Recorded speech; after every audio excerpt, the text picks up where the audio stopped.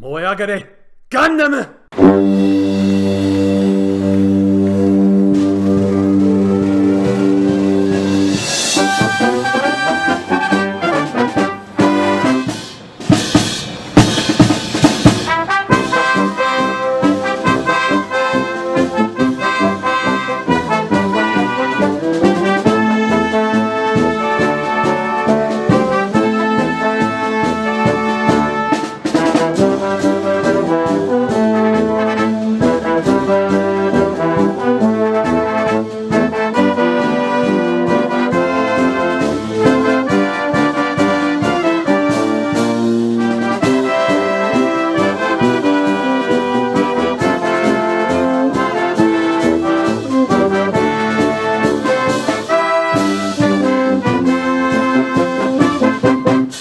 Hello and welcome to Weekly Suit Gundam, the special bonus podcast brought to you by the folks at the Weekly Stuff Podcast. I am Sean Chapman. And I'm Jonathan Lack. And we are here once again to dive into the wonderful and wild world of Mobile Suit Gundam. We're getting back to our regularly scheduled programming, Jonathan, because last time on Weekly Suit Gundam we took a brief detour into the world of modern Gundam by talking about the brand new film Mobile Suit Gundam Hathaway or Hathaway's Flash.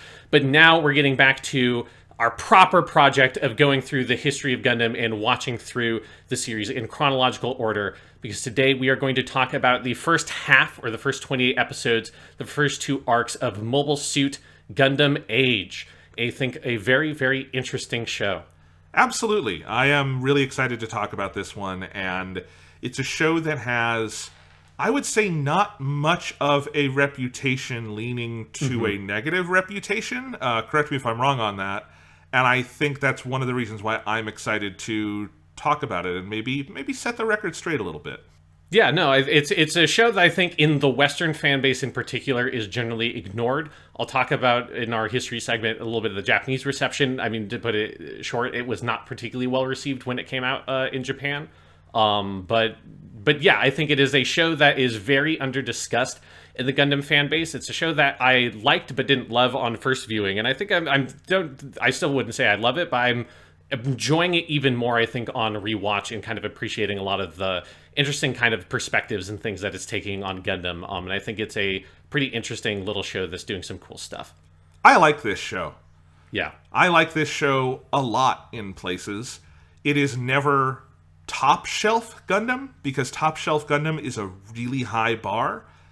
I do feel like, though, like when I look at this show and what it does well and interestingly and so different from other Gundam shows, I feel like you have to be kind of a snob to look this particular gift horse in the mouth. Because just because so many Gundam things are masterpieces does not mean the things that are not masterpieces should be overlooked.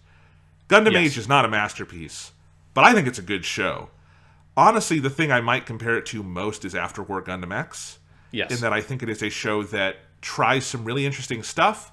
It's a little more minor key. It maybe does not have the full space to fully realize everything it goes after.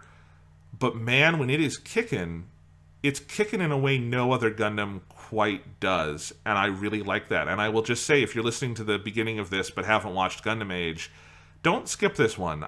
You owe it to yourself if you like Gundam too. I do think it has a rough start. I think it takes a little time to grow into itself, but it is worth it. I finished these first 28 episodes last night, Sean, and I had quite a smile on my face. It does some really good stuff. Yes, I'm 100% with you, and I'm glad that we're on the same page as being pro Gundam AGE, because it is. Yeah, because I think it's easy, and we'll talk about it when we get into the show. I think it's easy to point out a couple of the things that, like, the show could be a bit better at. It's, as you say, it's a lot like After War Gundam X. It's like some elements of the show don't feel particularly ambitious, and there's some things that I think I kind of like the show almost more for that it's like it knows what it wants to be. Yes. It's just going for it. It's got, like, a very good vibe and tone to it. And then I think critically, if you are a big fan of Gundam, I think that this is like well worth the watch, and I think it does some really interesting things, like After War Gundam X does, playing with the idea of Gundam, looking back on the original kind of handful, the original kind of arc of Gundam shows, and doing some interesting kind of commentary on it, and playing with the characters and the concepts and the themes in different ways. So 100%. If you're someone who has not watched the show yet, again, we're going to cover the first 2 arcs, the first 28 episodes on today's episode. Really, I'd say go watch it and have a good time, because I think it's a fun show to watch. And I'm glad we're splitting this one up. We could have done all of this in one, because this is not a show with season breaks the way Gundam 00 is, but it has very clear arc breaks, and I think getting to the end of that first half, the first 2 arcs, I felt really glad that we have time to give them sort of a full exploration here, because there's so much interesting stuff, and it's a very interesting period where I think the show goes from having maybe the roughest start of any Gundam show we've watched. I would say the roughest. I think the first 3 episodes are really bad. And then I think the way it builds into itself and then has a great finish at the first half, and then the second arc is just really good. It's really good Gundam. Is a really cool growth that I'm excited to talk about. 100%. But do you have any other, because I feel like, Jonathan, you have a little bit of housekeeping news before we jump into the main stuff. Yes, I do. So a little bit of housekeeping news, particularly if you are someone who listens to this show on YouTube, where I know the show is popular, and so I've focused a lot on the YouTube channel. The show is popular enough now that we are getting heat from the copyright gods. Yay. Because YouTube. In the episodes, I've had fun using Gundam theme songs and stuff, which I don't really know who that hurts, putting 30 seconds to a minute of a Gundam song on a Gundam podcast where we recommend Gundam for 3 hours. I really, really struggle to know who that hurts. But because I have used Gundam theme songs and stuff, episodes keep getting blocked and taken down, and I'm having to...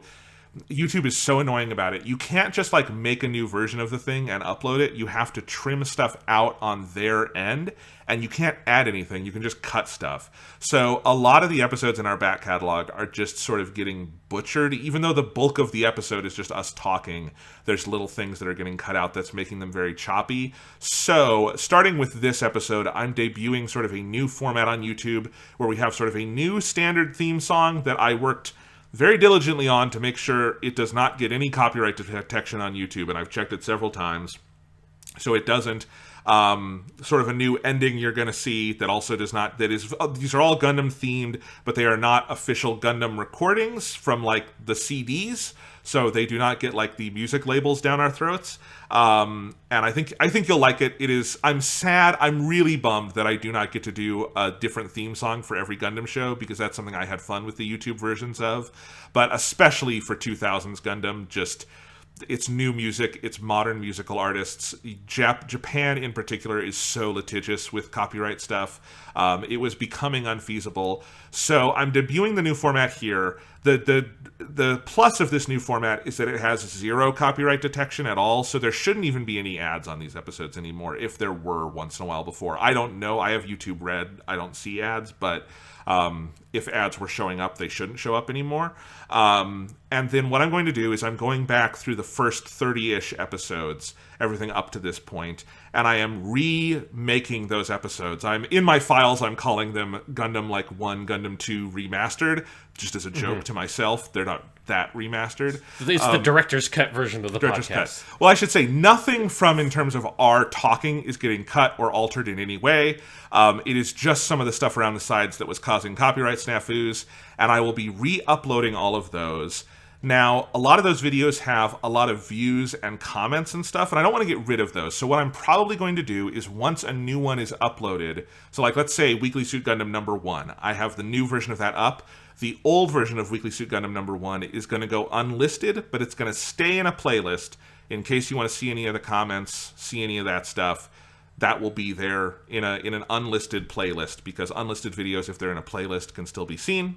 So that's where those will go, and then we will have a new run. And what will be nice is these will be consistent. I've gone back and remade all the show art for every episode of the show in higher quality with a more sort of... because Weekly Suit Gundam was a fucking accident, and at the start, like, we did not mean to do a long-running show. So I've now standardized all of the show art and all these different things so it looks nice. It has all the different logos I've made over the last couple of years. That stuff's still there, and that's fun. But it will be a more consistent version of all of it. And luckily, because this is a pretty new podcast we've been doing, Sean, I still have all the original assets, I still have all the original audio files and everything that we used, so nothing is going to be of lower quality or anything like that, and it's fairly easy for me to put together. So hopefully sometime within the next 2 or 3 weeks, my plan is I will probably render these and finish them and upload them but I won't push them live until maybe they're all ready to go. So there's not just like a steady feed, but there will just be one day where 30 videos come out and we just repopulate the feed, and that will happen very fast. I think that it's probably better to rip off the Band-Aid fast than do it a little bit over time. Yeah, and that way, if you can have a Weekly Suit Gundam day where you're like, well, fuck, now I got to rewatch all the episodes, give those guys their view back. Yes. So if you want to do that, we'll have our Weekly Suit Gundam day, which I don't probably. We have definitely done over 24 hours of the podcast. So maybe we'll split it across 2 days, give you 2 days worth of podcast to listen to.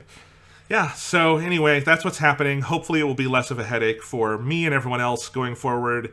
There's episodes that just like no matter how much I cut, YouTube will not... Like right now, I don't think the After War Gundam X episode is up on YouTube because it just... I've cut everything that they said was copyrighted and it's still blocked for some reason, even though all that's left is you and I talking about Gundam. But YouTube is fucking stupid, so there you go. Yes. All right. So we'll be updating and fixing some of that stuff and just kind of modernizing the channel for the copyright, the very intensely copyright heavy days of the internet we are now in. Yes, so be on the lookout for that. But in your podcast feeds, if you listen to this on Spotify or Apple Podcasts or anywhere else, nothing's changing, and I will still use Gundam theme songs because fuck them. I'm not stopping. Yeah, because they don't give a shit about actual podcasts. They only give a shit about videos. I don't know why, but that's just the way that companies are. Yep. Well, they give a shit about YouTube because YouTube just does whatever they want, and honestly does more than they want. They're so over litigious about it. It's crazy. All right. So let's go ahead and get in now into discussion proper with Mobile Suit Gundam AGE. So let's start with the kind of the history section, because I think this is going to be a little bit longer than normal because there is like a lot of shit that goes into how Gundam AGE gets made, because it's one of the more interesting kind of stories to how one of these comes about. Because Gundam AGE is not solely made by Sunrise, which is the animation company, obviously, that owns Gundam, along with like a billion other anime things that you love. And so most Gundam stuff is just Sunrise, using Sunrise people. They maybe sometimes hire directors and stuff kind of outside the norm and bring them in. But this is an instance where Gundam AGE basically comes about as a partnership between Sunrise and the video game development company in Japan called Level 5. So basically where it comes from is the sort of CEO of Bandai Namco Entertainment at the time, Unozawa Shin, came to Level 5 and basically asked the main guy at Level 5, Akihiro Hino, who's like he is both the creator, founder, CEO, and the main creative force and director for most of the products at Level 5. And he came to them and said, hey, we want you guys to make a Gundam video game. Make us a Gundam video game. And then Hino came back and said, that sounds awesome. As anyone would do, I feel like, if the people who make Gundam came to you and said, hey, make a thing that is Gundam, you'd be like, yes, please, thank you very much. But Hino also came back and said, really what we want to do is to make a TV show, and then we'll make a video game and a whole multimedia project kind of based around this TV show. But I really want to make a Gundam, because I have to imagine probably Akihiro Hino has probably wanted to make a Gundam ever since he was a kid, looking at his, when he was born and stuff like that, and the popularity of Gundam. So what Level 5 is, for people who don't know the history of the company, it's not necessarily, it's not Capcom or Square Enix level, but it's a pretty high profile and very successful video game company in Japan that was founded around 2000. One of its first games was Dark Cloud on the PlayStation 2. And then they really kind of hit prominence with, they handled most of the primary development duties around Dragon Quest VIII. And so they kind of made most of the game stuff there. They obviously partnered with the main creators behind Dragon Quest to make that. But that's where they got their big break. And then they proceeded to make a lot of franchises that people may have heard of. Professor Layton, which is super popular over here, like one of the most popular franchises on the DS. That was a Level 5 production. They made Inazuma 11, which is before Yokai Watch is definitely the most successful thing they did. Inazuma 11 is a soccer-based kind of video game franchise on the DS that then got spun off into anime adaptations and manga. Like Inazuma 11 is still super popular. You'll still hear it or see it be referenced in a lot of different places. So they hit a lot of success with that. They then also made Ni no Kuni. If people like Ni no Kuni or Ni no Kuni 2, that is also level 5. But in the modern context, and this is post Gundam Age, Yokai Watch is definitely the most successful thing they have made. Yokai Watch is fucking huge in Japan. It is like a massively, massively popular franchise that has made them a shit ton of money. And there are Yokai Watch movies and TV shows and manga and everything under the sun, toys, anything you can imagine. There's a Yokai Watch of it in Japan. And Gundam Age is kind of smack dab in the middle of, from level 5's perspective, them making Inazuma 11 and that being their big cash cow. And then before they actually make Yokai Watch, which comes out in 2013. So that's kind of where level 5 comes from. Of course, I think Inazuma 11's popularity is probably why Sunrise came to them, or Bandai specifically came to them and said, hey, make us a Gundam thing. And Hino says, we'll make you a Gundam thing, but we want to make a TV show. Part of the concept around Gundam Age comes fundamentally from them wanting to make a Gundam thing that is aimed at a younger demographic. And so the demographic stuff for Gundam has always been kind of weird because Gundam has always hit higher in the demographics than what they have been trying to go for. And we talked about that a lot in the Tomino days, specifically because the demographic that the Tomino era Gundams were going for, talking about Mobile Suit Gundam, Zeta Gundam, Double Zeta, Victory, those were all supposed to be basically the same demographic that Gundam Age is aiming for, which is your kind of like 8 to 12-ish boy. Like that's like the prime demo. The Tomino Gundams did not do particularly well in that demographic, particularly when they were airing. Certainly, like, if you think of Zeta Gundam, like, the idea of an 8-year-old watching Zeta Gundam is just, like, really horrifying, because that is not a show that should be watched by children for a lot of different reasons. Well, I mean, it would bore them to tears in part because of, like, the politics of it. Like, yes. It's a very talky, like, heady show. Yoshiyuki Tomino is good at so many things, but he is emphatically terrible at making shows for children. He constitutionally cannot do it. Yes, but he's very good at making shows for like an older teen and young adult audience, which is where the Gundam popularity really came from, and that's kind of part of why Gundam's popularity was such a slow burn, is because it utterly missed the demographic it was aiming for, but through word of mouth, eventually it started gaining that kind of cult following among other people who were still watching children's shows, and they were like, oh my god, this is not just a kid's show, this is actually really good, and they're like 18 or 20, and stuff like that. Oh my god, is that 10-year-old holding his mother's severed head in a helmet? Yes, exactly. It's like, you watch the first episode, it's like, oh god, the main heroine's entire family gets blown up by a fucking explosive in the first episode of this show. That doesn't seem like it's for kids. And I should say that I think one of the things about, then later you get to Gundam Seed. I think one of the things that was like really successful at Gundam Seed, which is still the most popular Gundam in terms of like viewer ratings and stuff like that, and while it was airing, like Gundam Seed is one of the most successful Gundams from like its like ratings when it was airing, is because Gundam Seed I think is a show that is very good at hitting its specific target demo, which is not that 8 to 12, it's more that 13 to 17-ish demo, which is what Gundam Seed is aiming for. And also, as we talked in, a cross-gender demo, a boy and girl demo, which Gundam had often been aimed at boys, but Seed has this, like, sprinklings of shoujo on it, you know? Exactly. So Gundam Seed, I think one of the reasons why it was so successful is because it actually was hitting the thing that Sunrise and Bandai wanted it to hit, and it hit that demo really, really well. And so Gundam Age is their attempt to make a Gundam show for kids, is like the simple way to put it. And I think there's a lot of things that go around that. So, I mean, the show itself, like, just to, like, emphasize the point that is specifically, like, what it is designed to do, is the show was announced in Koto Koto magazine, which is a magazine that is, like, a kid's magazine. So it was, like, specifically being aimed at children. Inazuma 11 is also a children's franchise. Later, Yokai Watch is obviously a children's franchise.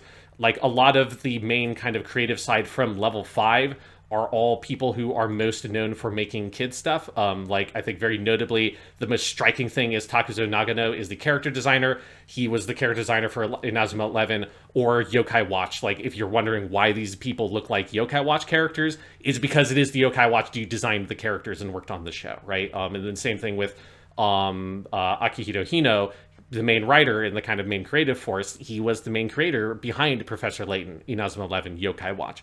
So you are getting people who have been historically good at making children's entertainment, making a Gundam that is for children.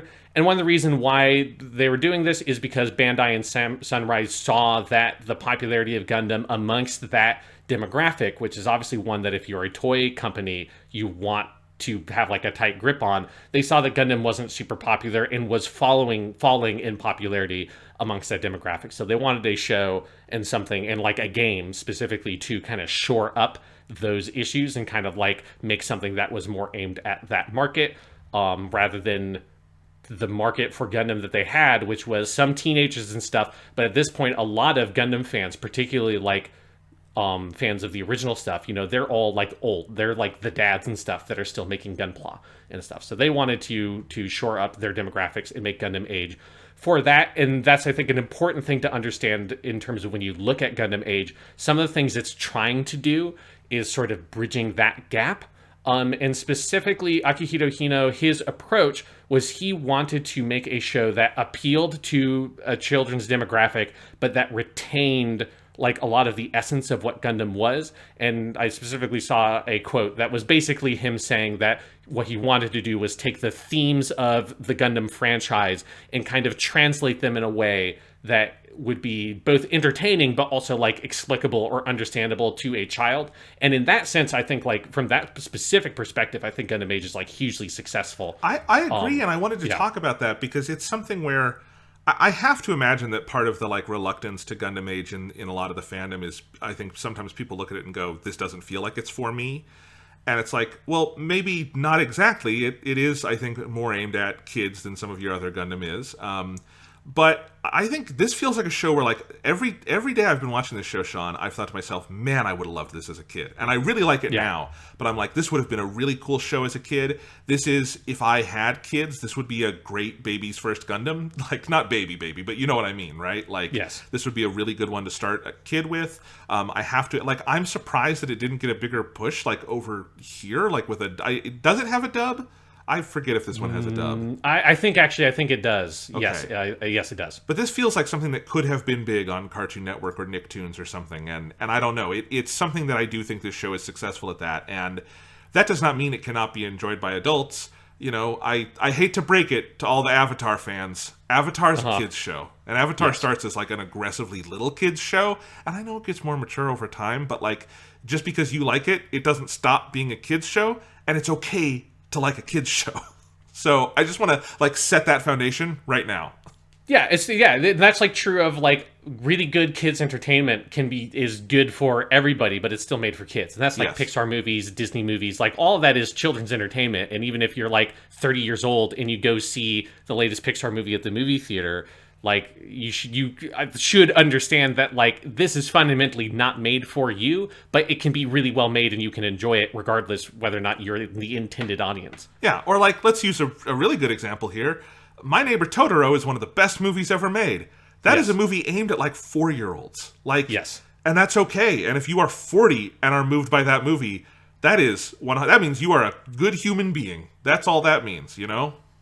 100%. So Gundam Age is aiming to be that, and I do think that it's very good at that. I'll say just to get to this point though, when Gundam Age starts coming out, it basically bombs in Japan. Like in every demo, like it doesn't do particularly well in the kids market. It doesn't do well in like an older market, obviously. And part of it also is that this is the first Gundam that comes out in sort of the era of the modern internet and is like new during the modern internet, right? Because a lot changes between 2008 when we're talking about Double O Gundam and 2011 when we're talking about Gundam Age, because now social media is established, Twitter is a thing. Like over here, it's YouTube. At this point in Japan, it would have been Nico Nico Doga, but like it's the same concept of you now are not in the fractured internet space of the early to mid 2000s, where everybody's on separate message boards and stuff like that. You are now in the consolidated modern internet of mega sites, which means that Gundam Age is the first Gundam to get like actively review bombed and stuff like that by older fans while it's coming out and all that, and like people harassed online involved in the show's production for a lot of reasons of what we're talking about, of them making fun of the show, thinking it's like, oh, it's this dumb show for kids, not liking it. And it is the first Gundam to be victim to that kind of modern internet backlash kind of thing, which fucking sucks. And I'm hoping, and I do kind of get a sense that Gundam Age is getting a little bit of a revaluation. Like when I was doing some research, I saw some like more modern stuff on the Japanese internet talking about it and kind of getting a sense of, you know, while it wasn't super popular with the kids demographic, there were kids who watched it, and now those kids are older and I think like look back on the show very fondly. But so it didn't do particularly well in its market. But the other thing with Gundam Age is that it was never designed only to be a TV show. It was a multimedia project. So there were manga adaptations that were coming out at the same time. Those were also coming out in manga magazines that were aimed at like a younger audience. Like it wasn't like a Shonen Jump audience. It was in a Koda Koda magazine and stuff like that. But then you also had 2 PSP games, Mobile Suit Gundam Age Universal Excel or Universe Excel, and then Mobile Suit Gundam Age Cosmic Drive. These 2 PSP games are basically a Pokemon Red Blue scenario. Universe Excel is the one that has a bunch of mobile suits from the Universal Century Gundam shows, like Mobile Suit Gundam Zeta, etc. Cosmic Drive has a bunch of ones from not just the Cosmic era, which is Gundam Seed, but generally just alternate universe Gundam. So there's Gundam Wing, G Gundam, that kind of stuff is in that version of the game. And then, you know, you have compatibility where you can play against each other. I think that you could trade mobile suits back and forth also. It's like, I'll say I've played like 5 to 6 hours of Universe Excel on a PSP emulator, and it's like hard to tell with the menus exactly what the like connective features were, because obviously if I'm playing it on an emulator, it can't like look for other PSPs nearby and stuff like that. But I'm pretty sure you could trade them back and forth. Those games came out August 30th, 2012, so it's like 3 or 4 weeks before the show finished airing. And they're basically like the story of the show in video game form. And the gameplay itself, having played like 4 to 5 hours of Universe Excel, it's like very fine. It is kind of like a really kid-focused, like more kind of dumbed-down version of the combat from the Gundam Extreme versus games. It's very kind of, you're boosting around, you have a melee attack, a ranged attack, and then you have a set of different special moves you can equip to your mobile suit. And it's really kind of designed around a similar flow as Extreme versus games or Virtua On, which is where this gameplay comes from, where you're really kind of trying to find a moment where the enemy is either not blocking or not moving. These kinds of points where, like, maybe if they were boosting, they land on the ground, and that's when you time your attack, is for, like, when they have stopped briefly. And it's got that similar kind of flow. So if you've played any of those games, you'll kind of know the way the combat feels, but it's much more simplified in these PSP games, and it is also kind of like a JRPG light on top of all of that, where you're going around, doing the story stuff, getting pieces to the Gundam that you're unlocking. I will say I find the game like incredibly slow, especially if you're playing it while you're watching the TV show, so the story stuff does not feel impactful in any way. So like I played like 5 hours wanting to just get to the point where the game opened up, and I still feel like I have not gotten to the point where the game opened up. So I don't know if I want to continue to play it at least to get to the Asamu stuff, the Arc 2 stuff. So I'll talk about it more maybe next week, or not next week, next episode. But that was a big part of the project for Gundam Age, was to come out with these 2 PSP games. And while they didn't like bomb, they also did not sell particularly well, which I don't think you would expect them to if the show was not performing well. But it's not all dark for Gundam Age in terms of its success in Japan, because there is one thing that had enduring success connected directly to Gundam Age in Japan, and that was an arcade game called Mobile Suit Gundam Tri-Age, not to be mistaken for Mobile Suit Gundam Tri-Fighters, although the title for that show, I now realize, almost certainly comes from this arcade game. Tri-Age is a game made in the same model as Dragon Ball Heroes, which is a hugely successful arcade game in Japan, which basically the concept is that you buy packs of cards, and then you scan the cards into the game and use them to complete missions, and the game gets updated over the years. And Tri-Age is almost 10 years at this point, and it's getting shuttered at this point only to make way for a sort of sequel, basically. That's a more modern version of the game. Of course, obviously, Tri-Age over time was not just Gundam Age Mobile Suits. It started out that way, but as new Gundam stuff, like when Iron Blooded Orphans came out, they put a bunch of Iron Blooded Orphans stuff in it and things like that, and updated new card packs, all that. So you had that. That was like quite successful. It also had a home version, I think, on like the 3DS that also did quite well. And with that, you then also had a whole line of new toys that Gundam Age was sort of designed around a little bit, where if you're wondering why the Gundam Age 1 has the, like, removable arms and legs that the new suit arms and legs comes onto, is because they made these figures that are designed for kids, because Gunpla is too finicky and you'd have to make it yourself and they could break easily. So they're not really well-designed toys for young kids, but they have like pre-made models that would come with like the Gundam Age device thing that you could use with the game, the arcade game, and then they would also come with the cards.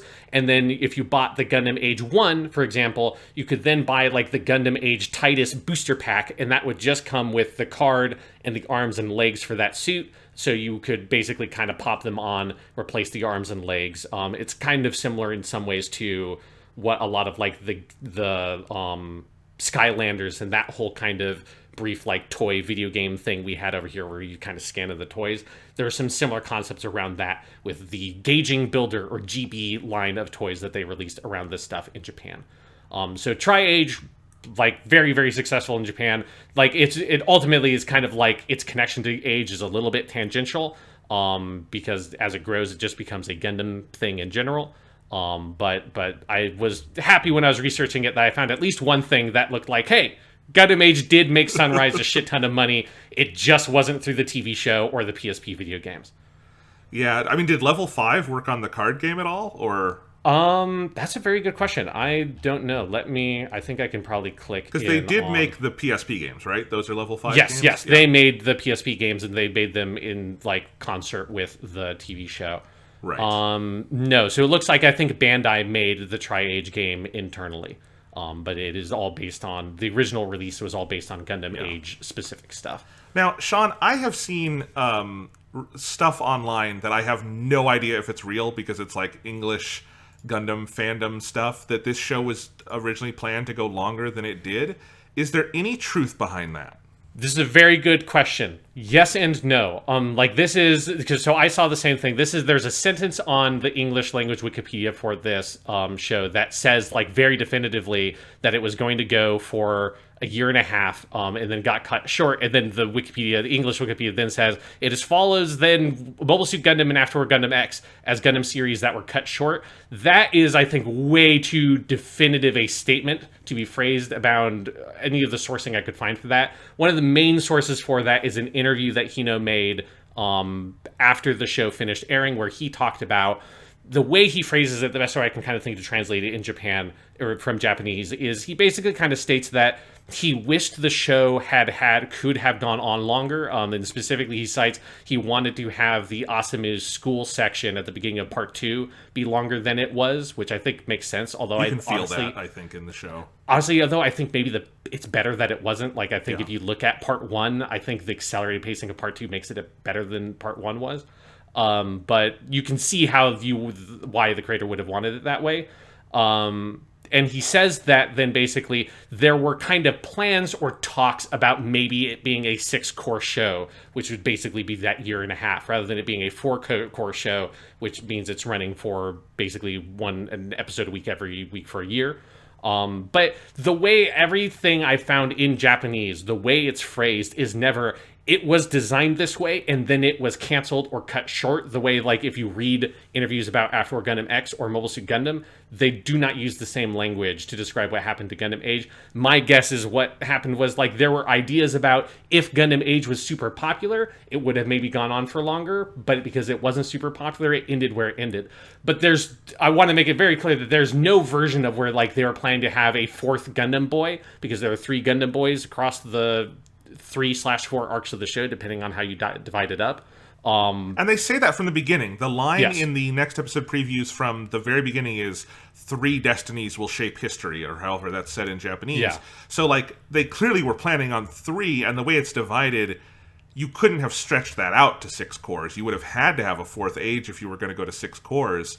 And it's, so yeah, it just seems to me like that wasn't true. This doesn't seem like a show that was cut short. No, and from what I remember about the second half that we have yet to watch for this podcast, it doesn't have that feeling at all. So, yeah, I think that is something where the English fan base had took kind of a statement that was talking about there were ideas around potentially making it longer than that, than what it ultimately ended up being, but that's not the same thing as it being cut short or canceled. My ongoing just assumption with the show is that is not an accurate reading of how it went from a business perspective. Because also, like, Sunrise has never made a Gundam show that goes longer than a year. That's not how it works. That would have been a really big change of the status quo to go more than 4 cores. They've never done it. Yeah, it would be the only reason you would do it is if the show had been hugely popular, and there are shows that do that are specifically in that younger demographic. Right. Like, I think one of the main reasons why this show, people are wondering why they did the 2-season thing in Double O Gundam and kind of split it, where it is 4 cores total, but it's split across 2 shows with a major time gap between them in terms of production. I think the reason why they went back to the more traditional Gundam thing of we're going the full year, 1 week. I think there's only one time where they had a week in between episodes, like in the 40s or something. There's one gap. Other than that, it was like clockwork, no recap episodes, nothing. One episode every single week for 49 weeks. The reason why they went back to that is that was and still is a fairly common production model for shows for that younger demographic in Japan, like Yokai Watch and stuff like that. So, right. I think that's why it's kind of structured that way. I think there's the last thing to talk about, I guess, very quickly. A couple of the other people involved in the production. So you have, as I said, Akihiro Hino, who's the main dude from Level 5. He is the writer for Gundam AGE, and more so than for any writer for any of these, he is the writer, because he's both credited as series composition, which is kind of like the head writer of the show, but he also is credited specifically as having written the screenplay for 25 of the 49 episodes. That's wild. Which is a fucking massive proportion. It's huge, and that's spread out across the entire run of the show. Obviously, when you look at which ones they are, it's a lot of the major episodes are ones that are written specifically by him. But then you have a bunch of other writers that are obviously handling the other 24. Most of the nitty gritty staff in terms of animators, storyboarders, episode directors, a lot of those are just Sunrise people rolling off of Double O Gundam, coming onto this show. You have the character designer is from Level 5 working on that. And then the director of the series is a man named Susumu Yamaguchi. And Yamaguchi is a Sunrise guy, and I think you can, again, all the stuff about it being a kids show. The main thing he did is that he worked on Sergeant Frog, or Keroro Gunso, which is a kids show in Japan. He directed a bunch of episodes for that, and then I think the big thing is he directed a bunch of the movies they made based on that property. So that's kind of where he came from. He then also, because he did a lot of direction for some Doraemon stuff, and then he did eventually go on to be the director for the most recent Doraemon movie. So the dude has done very well for himself in that space. He also had done work on other Gundam stuff. I mean, it's the kind of guy who's his fingers are in kind of every pie at Sunrise. He's just done key animation, episode direction, stuff like that for everything. But the main thing that was more his projects that I could see looking at his credits is Sergeant Frog. And so I think that's the clear reason why he was kind of moved onto Gundam AGE to direct this series. And yet, with all that history, Sean, one thing we still haven't talked about is the main conceit of this show. Yep. Which I think is the coolest thing about it. 100%. It is Mobile Suit Gundam AGE because it is a show that takes place over multiple time periods. You start with Flit Asano as a 15-year-old boy. The second arc is his son, Asamu, as a 17 and then later 18-year-old boy. So that's 25, 30 years later. And then for the third arc, you move on to Asamu's son, Kyo. We won't be talking about that arc yet. That'll be next time.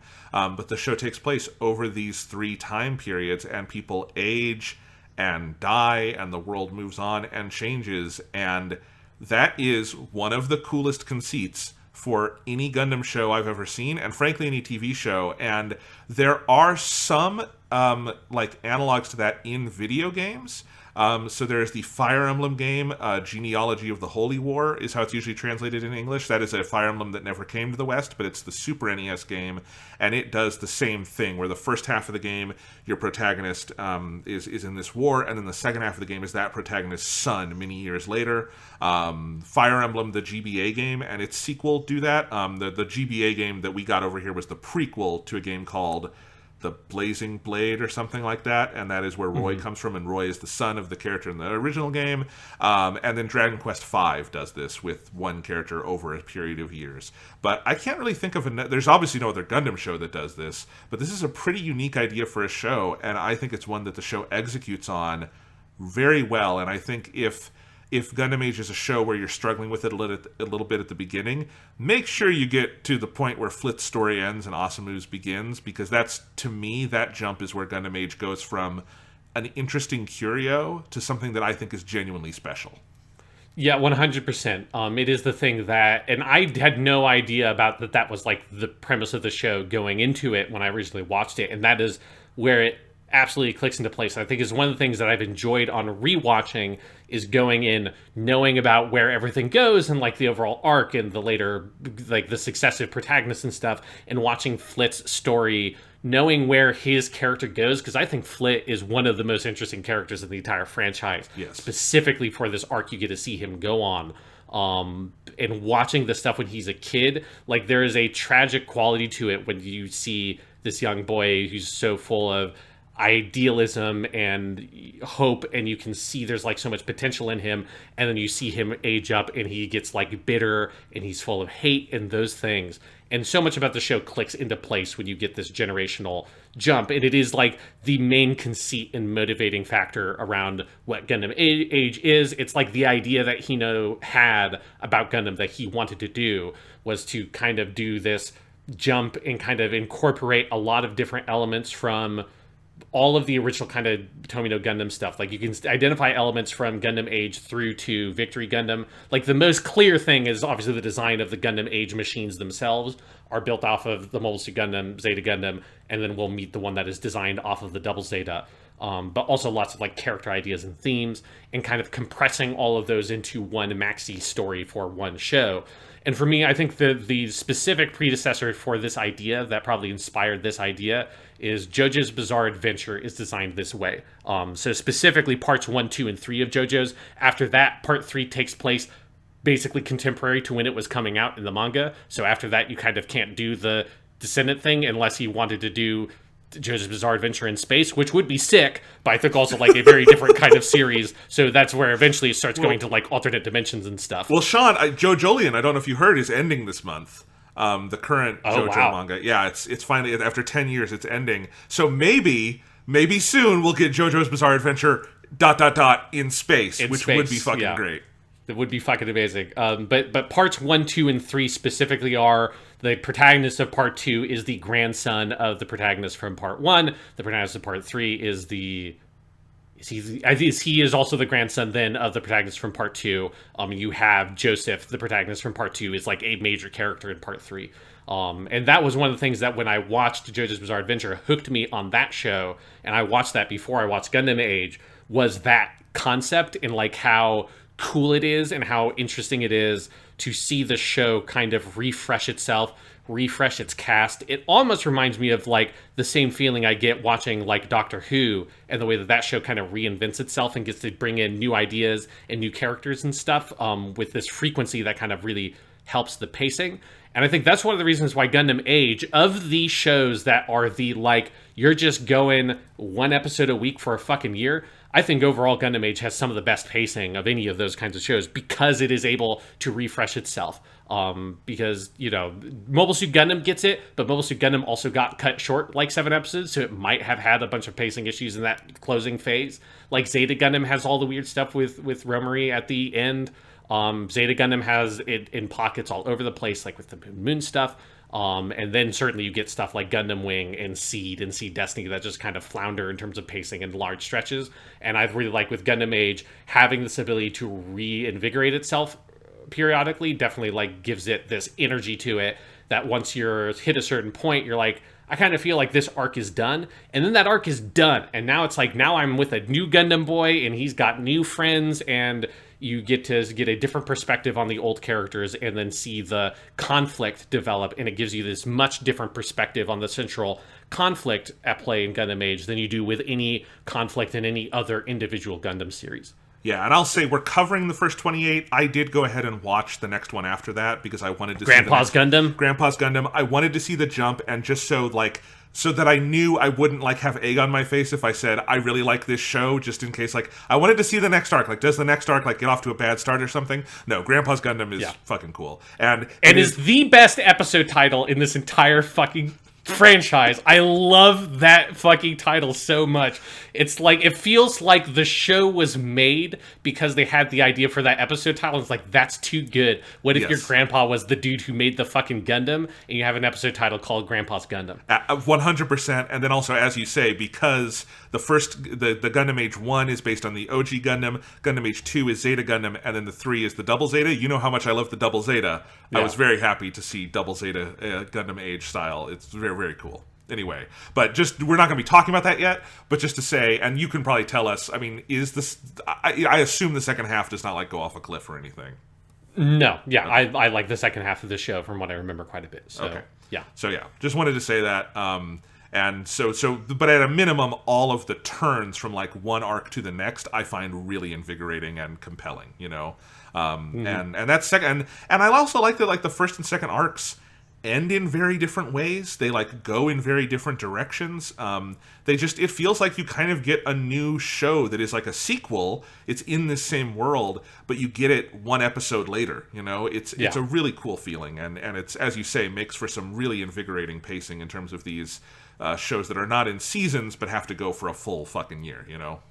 Yeah, 100%. So I was whenever we talked about Gundam Age stuff, I was very careful that I didn't want to mention the fact that there were multiple protagonists because I didn't want to spoil that for myself on the show. I'm curious, Jonathan, did you know about that in any way going in, or was that a surprise when all of a sudden it's not Flit and it's Asamu halfway through? No, I knew that. Yeah. Okay. Because I knew the arcs. If you look at the episode list, the arcs are named after the characters, and it's the log line of the show. I guess I just, since I've learned that this show existed, I knew that was the basic conceit of it. I didn't know any of the other stuff. I haven't known any spoilers beyond that. Just that it would be about Flit and then his son and then that son's son.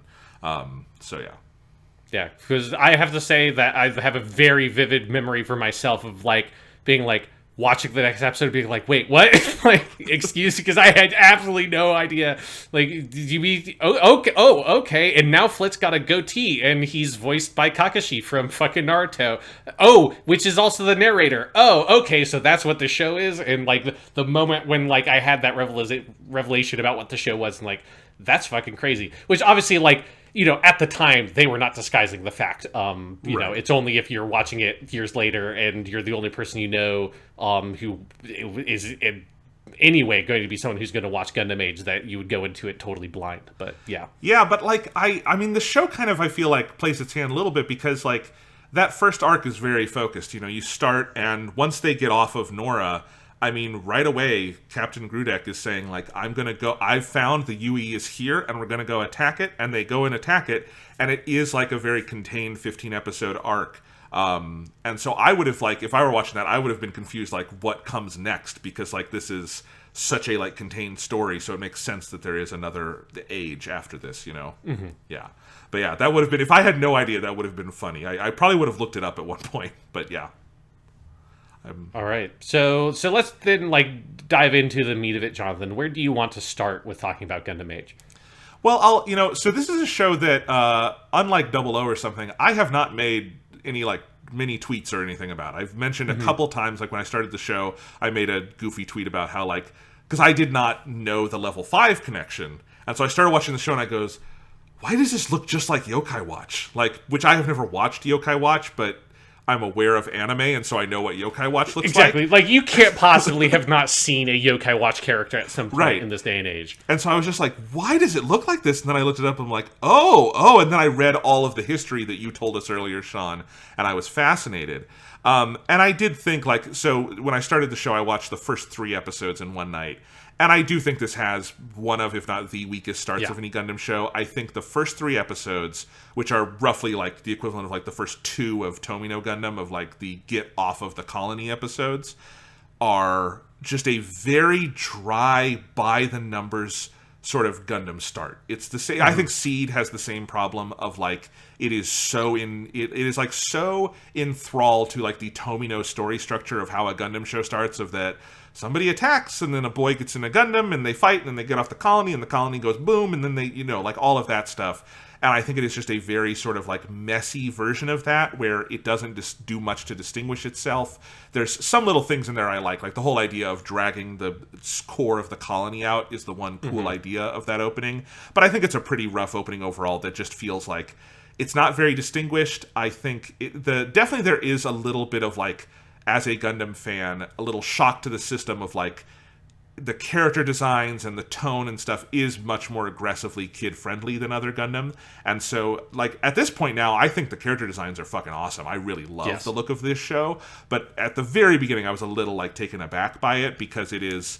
Not that Gundam has ever shied away from characters having fun-colored hair, but, like, it is much more in the, like, Yu-Gi-Oh! Range of fun-colored hair than, like, Gundam normally is. And so I just took a little while to adapt to that. But I have to say... Episode 4 is the one that starts with Wolf in the shower talking about how much he loves himself. And I laughed very hard at that. And I went, this show's got a little personality to it. And then it just started to grow. I think that first arc is not perfect. I think they spend too long at that colony they wind up on, where there's like the Hatfields and McCoys conflict going on. But overall, like, I started to really like the characters. The show has a really nice sense of humor and personality that's totally unlike any other Gundam. And then I think the story and the world starts getting really interesting. I would say that first arc really for me was like, once you realize what Grudek is up to and that character, that's when the show really starts clicking into place for me. I think that first arc finishes incredibly strongly. And then it makes the jump to Asamu, and you basically get like Gundam's version of the Great Saiyaman arc from Dragon Ball for a couple episodes there. And I'm like, this is actually really good. And that's kind of where I am now, where like, this is not the best Gundam has ever been, but God, I would feel really like bad if I looked at this and said, not good enough for me. I really like this show.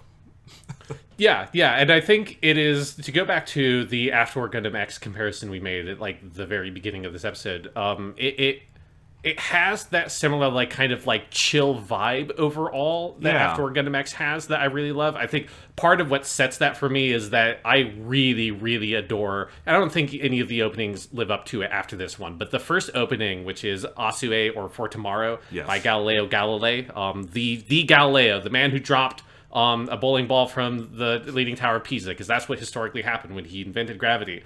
He also then lived for hundreds of years and wrote the song. But it's such a great, super chill fucking opening, and I love it so much. And as soon as I started watching the first episode, because I was a little bit hesitant coming into Gundam Age, because I just, like, was kind of unsettled on my feelings on it, because I just remember liking it, but not remembering a lot of details about it. And coming in being like, and I know that, like, it's got a kind of bad reputation, and I then came to learn that, like, it bombed super hard in Japan. I mean, it is, like, by far the worst performing Gundam in Japan, even compared to something like Afterward Gundam X. Like, this one bombed super hard. So I came into it kind of knowing some of that stuff. And then as soon as that song starts playing, I'm like, no, this show is fucking fun. It's a good time. It's got a lot of that Saturday morning cartoon energy that was a little bit more, like, in that G Gundam space. But it also is much more of like a Gundam-ass Gundam than G Gundam is, which has a couple of Gundam-y kind of ideas with the environmentalism, but it's mostly just its own thing. G Gundam's main idea is that it's cool when giant robots dress up like different countries and quote different Hong Kong action movies. Like, I love G Gundam, but its aspirations are different. Yes, and I think Gundam Age strikes a cool balance to me of where you get some of that kind of fun and the, like, light humor and the sort of lightness of tone of a lot of it, then merged with a much more, like, Gundam-ass sensibility. And I think that makes it that when you get to some of those darker places at the end of the arcs, like, it makes them, I think, really striking to me, because you have this contrast where this is a show that both has the, like, another G Gundam reference, the George Desand-esque character, the like, I'm the like knight-loving, honorable, pretty boy, which is here voiced by Junichi Suabe, who we talked about recently on Hathaway.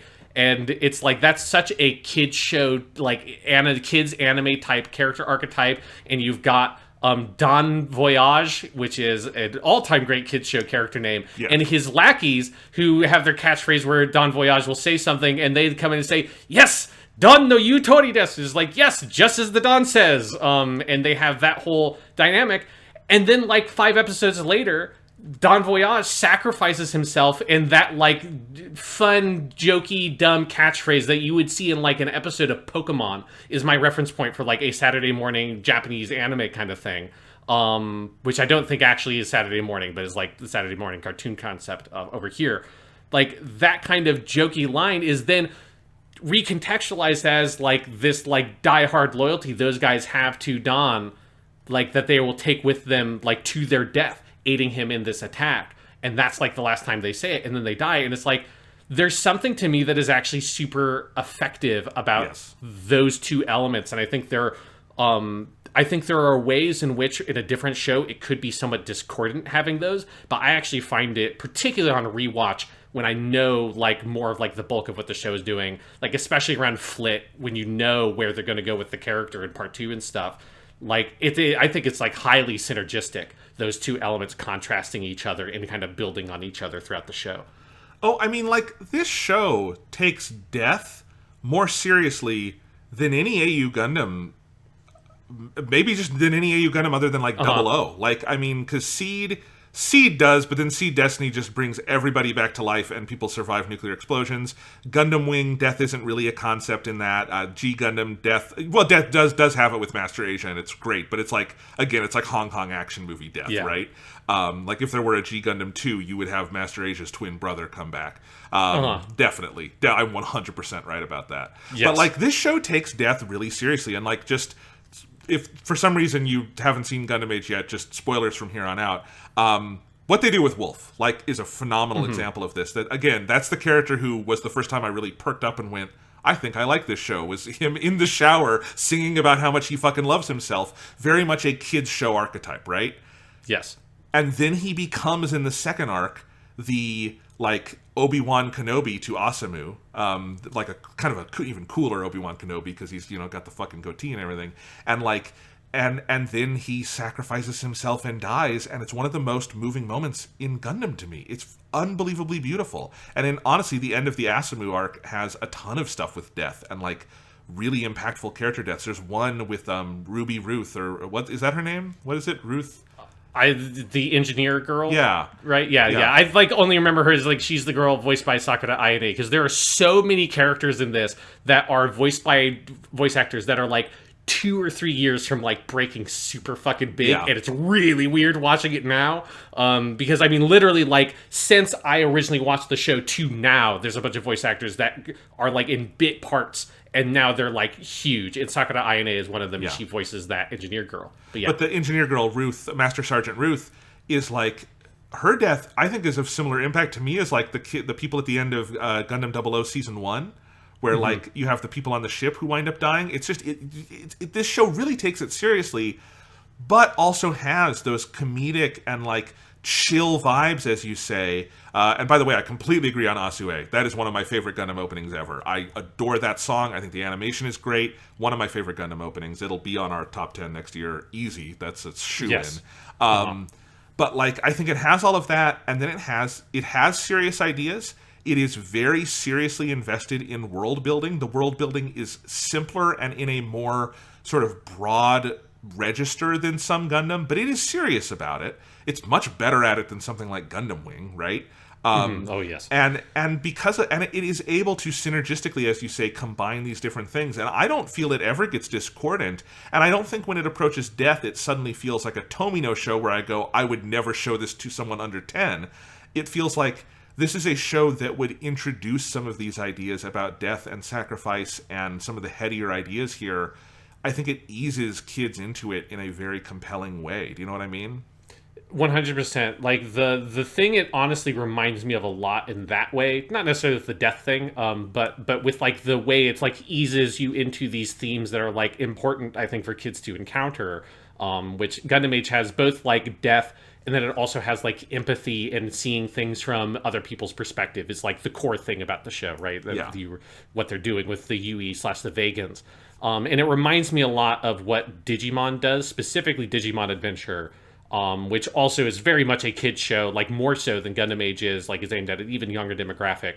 But that show, like, it starts very silly and all fun and games, and then eventually it starts growing to a place where once you learn more about the characters, it starts bringing in all these themes that are really effective about, like, divorce. And so, like, two of the main characters are brothers, and their parents are divorced, and one of them is with the mom, one of them's with the dad. And, like, that's a major character arc through that show. And, like, I remember very vividly that being, like, my frame of reference when my best friend in elementary school, his parents got divorced when we were like 8. And like that was the thing that like I had encountered where that was a concept. Or similarly, Digimon Adventure has themes around one of the characters is adopted, and that like affects, when he finds that out, that affects a lot of his perception of his self-worth and stuff like that. And similarly, I had a good friend in elementary school, the one that whenever we talk about like PlayStation stuff on the podcast, I talk about going over to a friend's house to play stuff, that friend that I played most of like the Final Fantasies and stuff with, he was adopted, and he found that out when he was like 10 or something. And I remember being his friend when he found that out, and Digimon Adventure being like this frame of reference I had because it dealt with those themes in a really mature way that was really accessible still to its target audience. I think Gundam Age does something similar. You can watch it and you can see that it has these much more kind of mature themes, or like real themes built in there, but they are not designed in such a way that they would be inaccessible to kids in the way that certainly a Zeta Gundam or Turn A or a lot of those shows, which have like, you know, great themes and stuff. But I can't imagine if you're like 8 years old and you watch that show, you're not going to be able to get at it because it's hidden behind so much politics and all that other kind of stuff that makes those shows rich for an adult viewer, but like frustrating and boring for a young viewer. I think Gundam Age is able to get at those things that are very, in many ways, feel like very simple truths or very simple themes, but they are often so hard to portray because you have to portray them in this very like honest, earnest way to do them justice. And that's what makes like great kids entertainment, and that's what I think Gundam Age is able to do so well.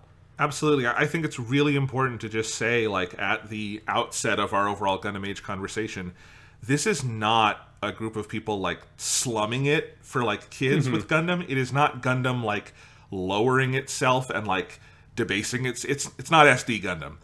Like, this is one way to say it. This is not like Gundam selling itself out to be like a little kids thing. It is adults who are really interested, I think, in telling stories for children and telling them critically and effectively and movingly, doing Gundam. It's the opposite. You know what I mean? It is not Gundam lowering itself. It's people who are interested in telling this story for this age group, adapting Gundam to that thing, and I think doing it really beautifully. Yeah, and I think it's a shame that it wasn't successful when it was airing in terms of like a ratings sense, because I do think like if it was like maybe it was wrong time, wrong place, maybe it was marketing, whatever it was, like I think it's got the goods as a show there. Yeah. It just wasn't able to find the success that I think like the show deserves to have had. Yeah. And, you know, again, like, so let's talk, do you want to just start by just talking about the Flit arc and, like, all of that stuff? Yeah. Mm-hmm. Because, as I said, you know, I do think it has a weak intro, and it is, and maybe if, like, if this was your first Gundam ever, you wouldn't feel that way. It just felt very familiar to me. I also think, and I don't know, how much had Hino had experience writing for TV before this? Do you know? That's a very good question. I don't know if he worked in any way on, because like other level 5 things like 2011 had TV adaptations, but I don't think he worked on those. You can continue talking, and I think I can bring up something that would tell me. Because what I was going to say is it really does feel at the outset like a show written by people who are a little uncomfortable with TV format.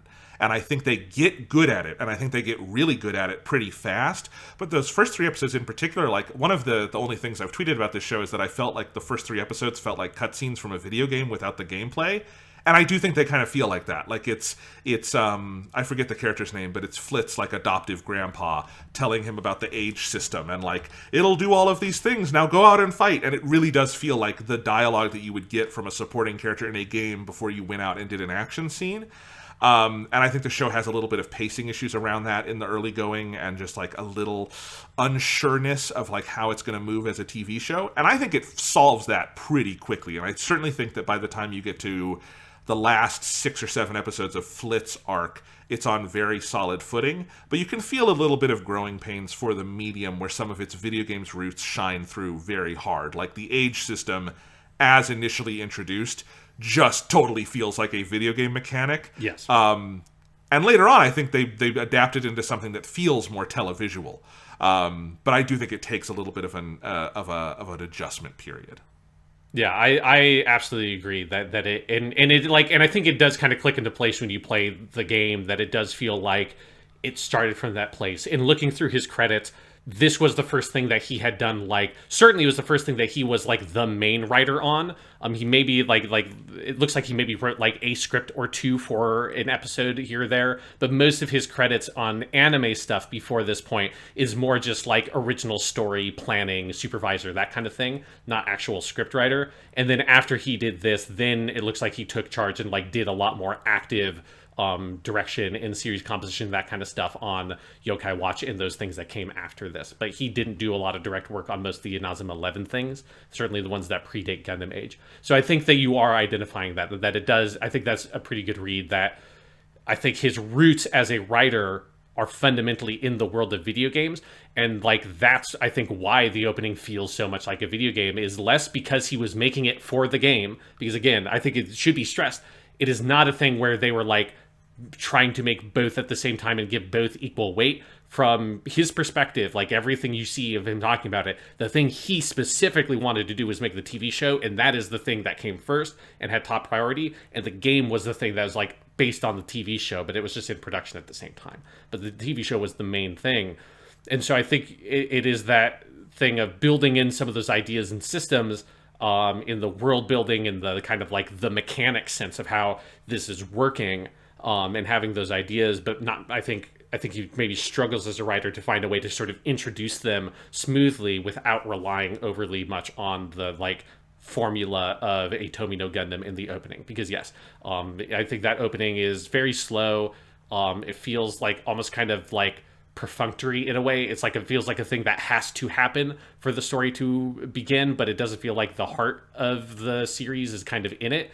And in some ways, I kind of feel that way also about the whole feud colony kind of section of the story, which is better, but has hardcore Moon vibes. You know, it's very much like it's we did a like episode of Star Trek in Gundam kind of thing of like, well, we land on the colony and there's the two different groups and there is importance to the overall themes about that there has been wars between humans and that those wars have consequences and they stick around. Like, I do think you need some of those ideas here, but the show like languishes in that section for too long. It's too many episodes. I don't think there's anything wrong with its conception or story or characters, because you already mentioned Don Voyage and his underlings and some of those characters who I really like, and I think there's some, like, I think Flit does a lot of coming into his own as a character in this section, and Emily too. Some of their relationship is really good, but it is too long. It is too many episodes. It, as you say, languishes there, I think is a good way to put it, because it really does start to click into place after that. I can just imagine a version of like the Flit arc that's 11 or 12 episodes, but all the same story being much better. Yeah, because the Flit arc is 15. The Flit arc is 15 episodes, and then Asamu's is 12, and it kind of feels like maybe that ratio should have been reversed. Like, I think you could do a little bit more with Asamu and a little bit less with Flit, and I think that the pacing would have maybe like worked a little bit better, because I just think there's not as much space of stuff that you need to do with Flit there. There are a couple of places that I do want to point out, like, so in between that kind of opening 3 episodes and then the Fardane is the name of the colony that they're on, you have the White Wolf episode, which, as you've identified, Wolf Inical is just, what a great fucking character. I think we'll do a deep dive into him in a little bit. But then you also have an episode I really like a lot, which is number 5, Demon Boy, or Mashonen, where that's where you're introduced to Desil. And I think that's an episode that, like, I think that's for me more even so than Wolf's introduction. That's where I remember getting to this episode the first time I watched it and feeling like, okay, no, there's like really something here, because I think that character of Desil, particularly when he's a little kid, is super creepy and very like memorable. And I think you kind of it starts hinting at the darkness that Gundam Age has in it and like that other side of the show without fully diving into it yet. And I do want to give a quick shout out to the voice actress that plays the kid Desil. Obviously, they replace her with like a guy when Desil ages up. But the actress is Aihi Takakagi, who plays Desil, and we have heard her before because she is also Felt in Double O Gundam, and there are no two totally different sounding voices from an actress than little, like, evil new type boy Desil and, like, super nice, very quiet, kind of somber, like, communications officer Felt. I was very surprised when I saw that's who that actress was. Yes, that's very funny. No, I actually agree that it was the introduction of Wolf that struck me in that episode. I don't think the White Wolf episode itself is like a great episode, but Demon Boy I think is the first really strong episode Gundam Age has overall, and I agree that one was definitely like okay, this I'm interested in this now, definitely. Yeah, and Desil is just such a good, awful fucking little motherfucker. It's just that character that you love to hate kind of concept. Well, and in the early going, like, this show is so awash in mystery through the Flit arc because we don't know what the UE is, and we don't know what Desil is, and we don't know what these, like, new type powers are. And I do think another thing that I think it makes the whole arc feel too long is that it's not until episode 15 that, like, we learn what the UE are. It's not until I think it's not until then that we learn what an X rounder is, and, like, we get all the explanation of that stuff. And I do think it maybe takes a little too long for some of those mysteries to come out in the open, but I do like some of that stuff as it goes along, and I think the Demon Boy one has some good stuff in there.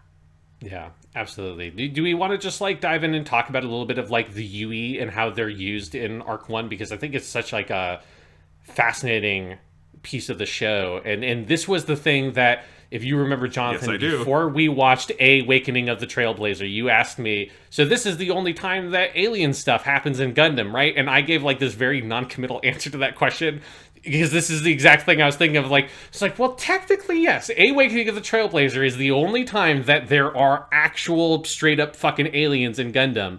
But Gundam Age, I think, plays with the idea of aliens in Gundam in such a cool way, with the way they use what you'll come to know are the Vegans, but start out as the UE, or the unknown enemy, who are in these sick-ass fucking Digimon-looking dragon mobile suits, and they just come out of nowhere and are attacking colonies for reasons that the people find utterly inexplicable. They don't know who they are, where they come from. Their technology is, like, weirdly super advanced. Their ships just come out of weird, like, sort of invisible warp bullshit.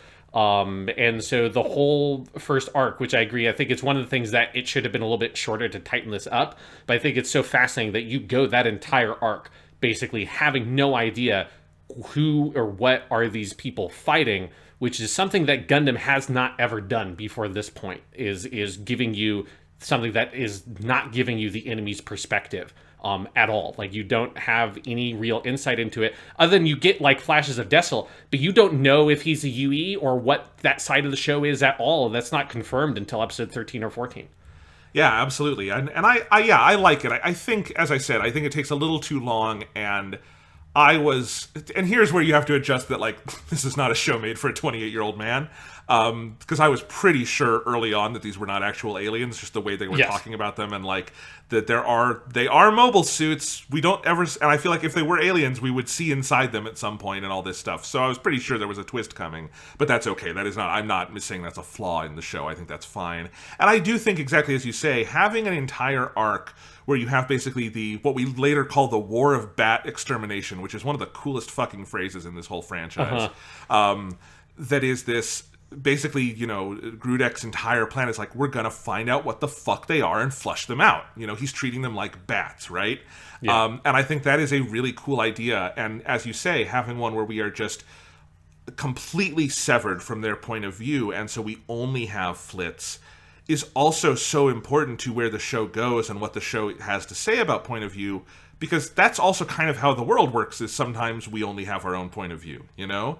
And that is, in the moment, that is what Flit sees, and that is what Flit has. And I think it's really important to put us in Flit's mindset of these, like, mystery enemies who seemingly for no reason come out of the sky and kill his mother and kill his friends, and for Grudek kill his entire family and all of this stuff.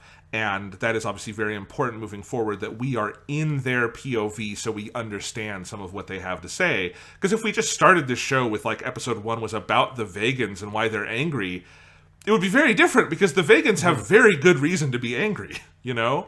And once we see their point of view is incredibly valid. And then you debate about methods, but their point of view is incredibly valid. And so I think it's important that the show maintain this sense of mystery that the main characters have, and I think it does a good job at that. Yeah, and I think one of the things that's super cool about that whole dynamic is it allows Gundam to sort of play more specifically in like a super robot space than it has since G Gundam, because the super robot like whole thing is traditionally like one of the major differences is that you are fighting aliens, you're not fighting other humans. Like, you can have real robot shows like Macross where you are fighting aliens, but you can't really have a super robot show where the main enemy are other people. Like, it's just like not really sort of congruous with the objectives of the genre. And so doing this whole thing where you have your big transforming mobile suit that has like the parts come off and get onto it, which is a little bit like the original Gundam and like Double Zeta and some of that stuff where they're playing with that for the toys. But here it feels more specifically, it's echoing elements of the super robot genre, especially because that side of it gets completely de-emphasized once you get to Asamu, and he only has the one upgrade, the double bullet thing from the AGE system, and it's way less super robot-y feeling in the way it's treated. He's not going, and he doesn't have the big boxing fucking Gundam that does the laser fucking lariat move, which is such a cool, like, ridiculous concept. And so that being coupled with, then you have these alien enemies, and they really kind of commit to the like aesthetic and the vibe.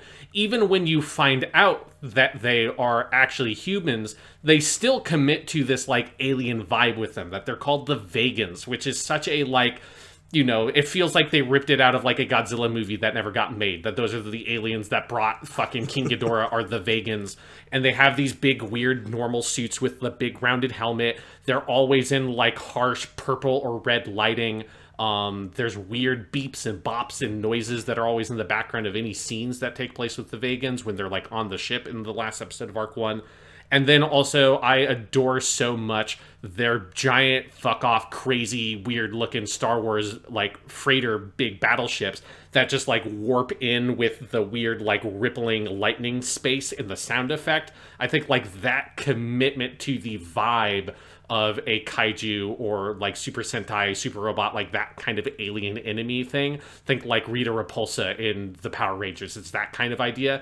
I love how much they commit to that, because I think it really is the show doubling down on these themes by playing with that genre to make you alienated from them, especially from Flit's point of view, but then also like kind of coming up in your face and saying, it's like, but why? Like, why do you find them so repulsive? Like, why do they have to be exterminated?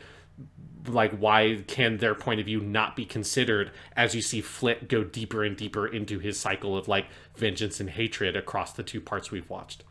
Yeah, absolutely, because it plays with the whole idea of alienness, I think, in a really interesting way, where it starts as they are like Super Sentai aliens. They are literal aliens that you can kill and blow up to your heart's content because they are in no way human or real, right? And that's kind of the fun super robot kaiju sort of thing, right? And then when they are humans, and in part 2, they're very intensely human because of Zehart and stuff, they are still also alien coded in that they've been sent off to live on Mars, and they have a very different technology and culture and all of this stuff. And so I think it has you sort of play in your head with the whole word alien, you know, and how we use that word in actual English and in like foreign policy and stuff, right? Of these are foreign aliens and this kind of stuff, right? And they're not. They're other humans. And I know we don't mean space alien, but the word alien has it means unknown. It means fundamentally different. It has this connotation to it, right? and I like the way it kind of pushes and pulls and plays with that, from when they are literal crazy space aliens, who have no faces at all, to when they are very human yet still alien. And I think it walks that line very intelligently. Yeah, and then obviously they'll like continue to develop that in the second half of the show, because it's as they're peeling back more and more of that curtain, going from utterly faceless UE unknown enemies to the Vegans, to learning more about them, which is such a cool dynamic that the show is playing with. It also feels like a very Tomino Gundam kind of idea in like the long term, that like off in space Noids will become something different, right? Yes. You certainly get to that when you get to like Crossbone Gundam and stuff, where we go off to Jupiter and see just how fucking weird those Jupiter people are. Like if you go live off in space long enough, you kind of are alien, right? It's an interesting way to think about it. And 100%. that like for the Vegans, Earth isn't this like convenient homeland. It's literally Eden. It is. They keep using that term, especially as we get through the second half. Like it is this promised paradise that they've never glimpsed. I kind of like that. It's almost biblical. It's like the promised land, Yeah, because they've had to live in a Martian fucking hellscape for God knows how long. Yeah. A place that like you can just breathe and has trees and all that kind of shit probably seems pretty nice. Yes. I do like that, like, part of why I think I suspected the UE were not what they seemed is because they also call the government in this show the Federation, the Renpo, and it's like, well, that's never good. There's no incarnation of Gundam where the Federation is just like, it's a great government run by good people. They're always hiding something. Yes, they're always weird fucking backstabbers. And you do get like little intimations of that through part 1, where through Grudek, as he's investigating, like he straight up tells, I forget who he tells, but he tells a character at some point, like the Earth Federation knows what they are. Yes. And so like it's clear that he knows that there's like something going on, and he doesn't really, I mean, from his perspective, he doesn't care what they are. He just wants to kill them, and get revenge. But yeah, it strongly, I think you are meant to understand relatively early on that there's clearly something more to them, that they're not just literal space aliens. Like down to in the first episode, when the idea of UE are being talked about on Nora, lots of characters contest the idea of like, I don't know, are they aliens? That seems weird.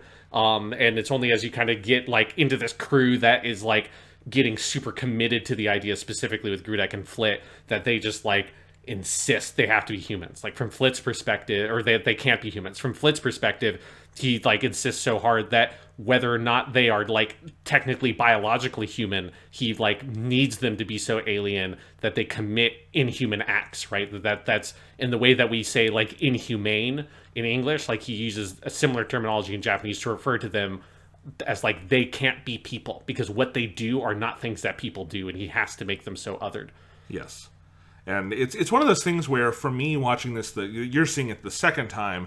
For me watching it the first time, I really remember that line from Flit, and I remember thinking to myself, is this the show presenting a naive idea itself in saying that you can only do these things if you are so inhuman?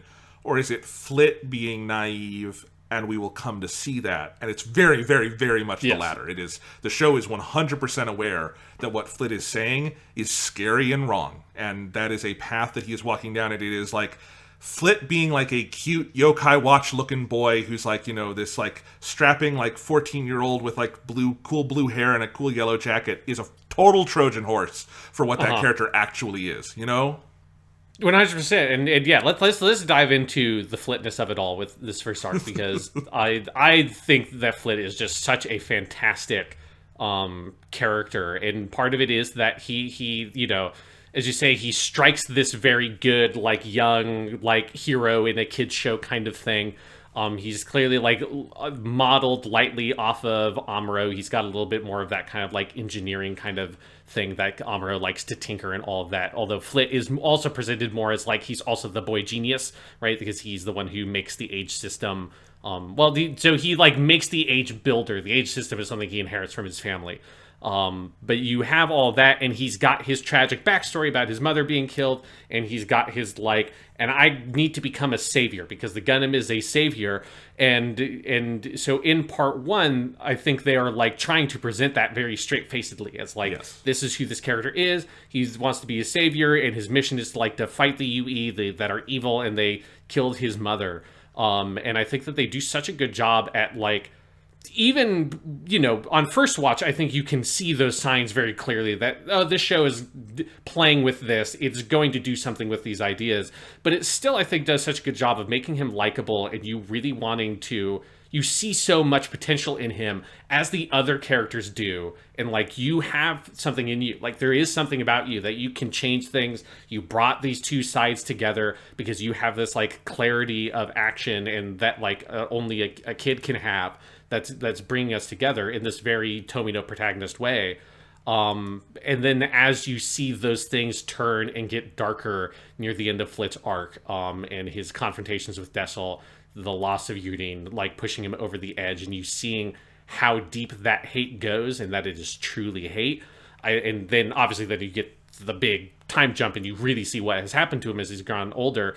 There's such a powerful sense of tragedy to his character here, of you wanting him to be the thing that he sees in himself, wanting him to be that savior, that thing he's striving to be, and being so sad that nobody is there who's in a position that can set him straight, because his role model is Grudek, who is on the same wavelength as Flit, and they in fact have the least amount of friction between captain and Gundam pilot in indie Gundam show, because usually there's a lot of friction between those two roles, and between Flit and Grudek very quickly they fall into a routine where they're they are the two people on this ship that are fucking committed. When Grudek says, we are going in and I will go in on myself, by myself if I have to, none of you have to come with me, Flit is the first person to volunteer, and he would have been the first person to volunteer in episode 13 as he would have been in episode 1, because that is the character he is.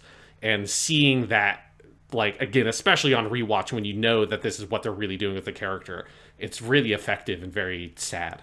It's a stretch of the show I'm actually excited to rewatch one day, because for the exact reason you're saying, Flit, everything about where he goes makes me more excited to kind of go back one day and see where he was and reevaluate those episodes. Because as you say, it's clear you can see watching it where this is, or you can at least intimate where some of this is going to go. But I do think one of the whole goals of Arc 1 is to present the world on Flit's terms and show it to us, show the world to us through his eyes. And so how he sees the UE, why he becomes the way he becomes, where that hate comes from. And then when you switch perspectives, he looks very different, not just because it's 30 years later and he now has a sick-ass beard and everything, but because we're seeing him through another person's eyes, and the world just is different through someone else's eyes, Absolutely. And I think it does a really good job presenting that. And I think, everything you said about Flit, totally true. It's a great straddling that line of him being straight up this kind of character from this kind of show, while also intimating that there's more to it that we're going to go with later. I think the vocal performance by Toyonaga Toshiyuki as young Flit is phenomenal. I think it's a really, really good character performance. Obviously, Inoue Kazuhiko as the adult Flit maybe will get more attention because it's cool and badass and everything. But I think it's really key that we have that young version that is so full-throatedly performed and articulated to us as any Gundam boy is, even though we're going to go with him through his entire life, which makes him one of the most interesting and special Gundam boys, frankly, because there's no other character we follow to this degree, Yeah, and I do think it's key that they commit to him the child version of Flit so hard that you can envision the alternate Gundam age that is just his story as being still a kid, and obviously not him and it just being him being a hateful vengeful motherfucker, but him growing and changing while still being in that traditional Gundam boy age range. You can see that version of the character very much because Toyonaga voices him so great. I want to shout out that voice actor plays a character I love to death. He plays Yu Gamine, who's one of the main characters in the show called Dudadadada. That is a big ensemble kind of piece, but he plays sort of a similar kind of character, but that doesn't grow older, but a character that has kind of these different sides to him that on the face of it is very kind of warm and very kind of like normal protagonisty, but he's got a lot of darkness to him. And I can feel a lot of like that performance in Flit, only it's a little bit younger and more earnest. But he's a really good actor, and I think like he just knocks all this stuff out of the park. Particularly when you get those last couple of episodes, and Flit is so like truly desperate, and like the like combat like shouts and cries he gives are so like gut wrenching. You can feel how much that last stretch like truly haunts him by the performance. It's a great performance for, I think, what halfway through the show at least is already one of my favorite Gundam boys ever. They're on quite a roll here. This and Double O being back to back in terms of your main Gundam boys. Setsuna and then Flit here are two all timers, definitely. Yes, 100%. Yeah. So, and again, I think when I say, the show presents the world through Flit's eyes and on his terms, that's where all the other stuff you're talking about comes from, Sean, of like having it be a little more super robot, because that's kind of the show he believes he's in, right? And I love that by the end, part of what makes the final couple episodes of the Flit arc feel like such a fucking gut punch is that he's not in that show. And we were not watching that show, and we were never in that show. He was never going to be a savior, because that's impossible. No Gundam boy has been a savior like that. You know, no one is able to thread that needle perfectly. No one can thread that needle perfectly. And people will die, and it'll be messy, and you're not going to be able to just stare your enemy in the eye and completely dehumanize them and feel no guilt for what you do.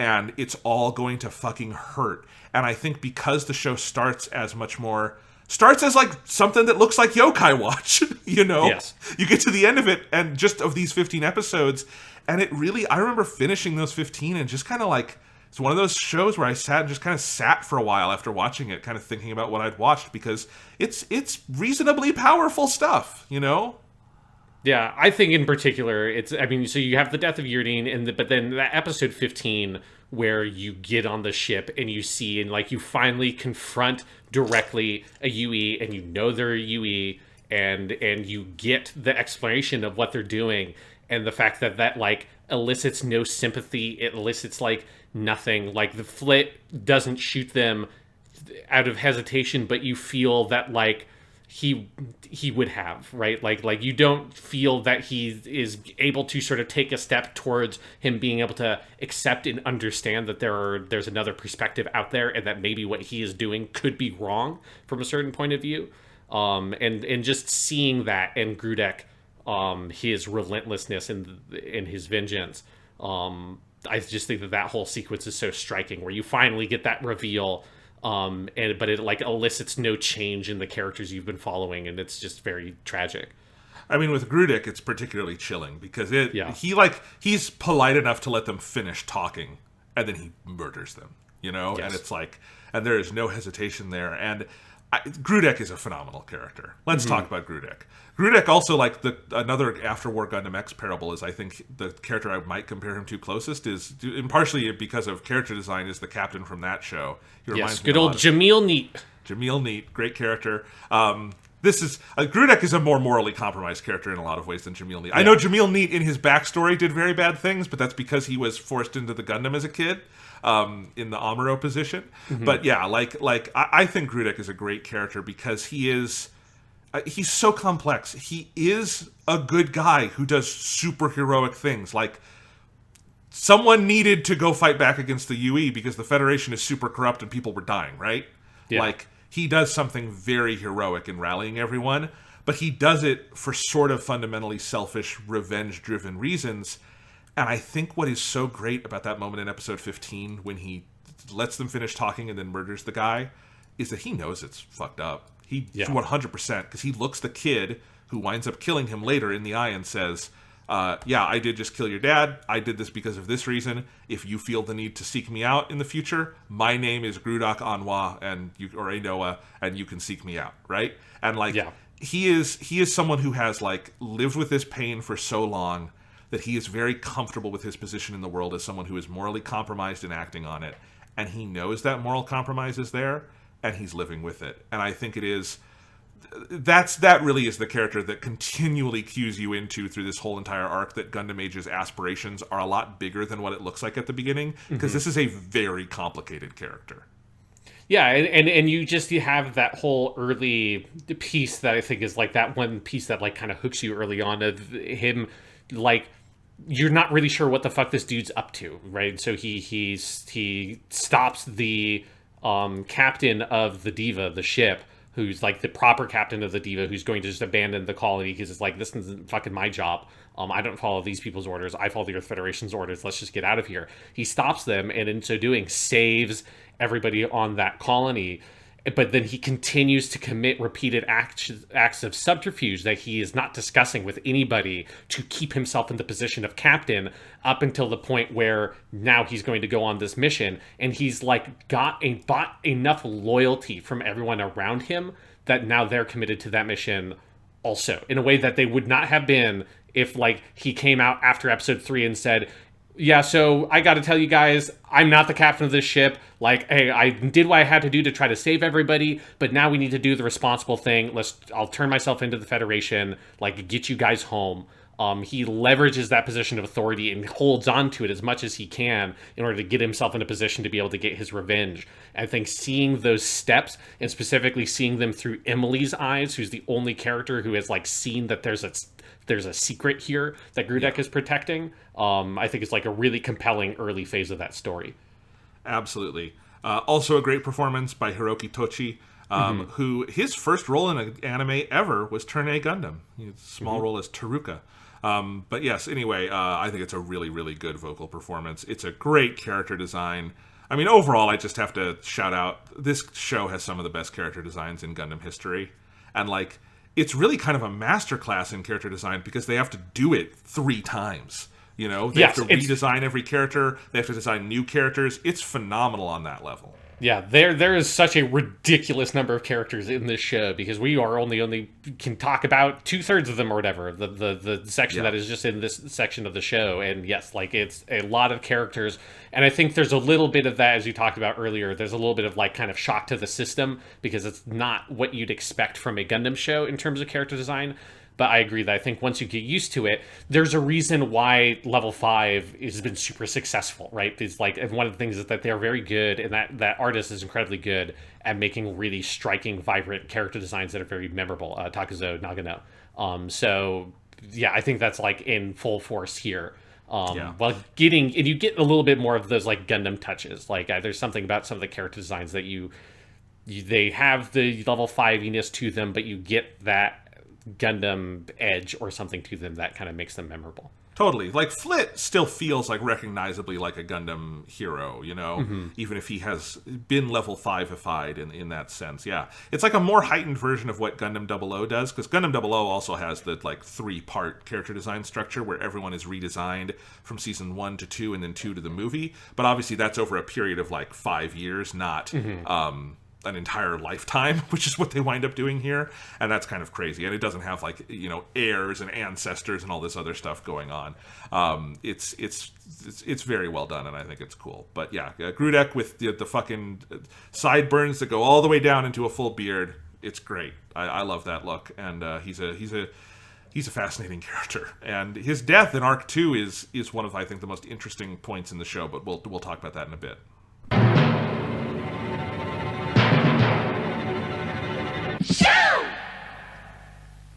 What other characters sort of... We talked about Flit, we talked about Grudek in part 1 do we want to mention? I think I'm a little curious, and I'm curious if Arc 3 changes my mind on this at all, about the sort of role of the sort of main female characters in this show, because I like Emily a lot, and I think she's a good character within a certain archetype. But then I was a little disappointed to see that Romery in Arc 2 is the exact same thing. And from what I've seen of Arc 3, it seems like it's the same thing again. But that seems like a weakness of the show. I don't know if Arc 3 changes my mind on that. Yeah, I'll say that I think that is my biggest issue with the show. And this is, I think, another thing that it kind of inherits from JoJo's Bizarre Adventure, is that it's like interested in having the female characters up to those female characters having babies, and then like they're just kind of gone. Because particularly with like Emily is like such a major character in part 1. Like Romery's like, she's important to part 2, but she's not like front and center a bunch of episodes. Like Emily's such a big part. Like so much of that first arc is about her trying to pull Flit away from the path he's walking on Yes. and not being able to do it. And so I remember, particularly the first time I watched it, being very disappointed that when you get the big time jump, she's like barely in it. And that like continues to be true. That when you do the time jumps, the major female characters that are around pre time jump tend to just kind of get shuffled into the background in a way that I think is very disappointing. I think it's like, for me, I think it's the biggest weakness that the show has. Yeah, I mean, that's JoJo. That happens in Dragon Ball with the various women who become mothers. Bulma gets saved from that a little bit because she's Bulma. But, like, even then, she gets backgrounded a little bit once Trunks is around. So, yeah, it is disappointing. Because I would expect Emily to have a more active role because the issues she is talking about with Flit in that first arc, they don't go away. They become bigger issues in his life as an adult.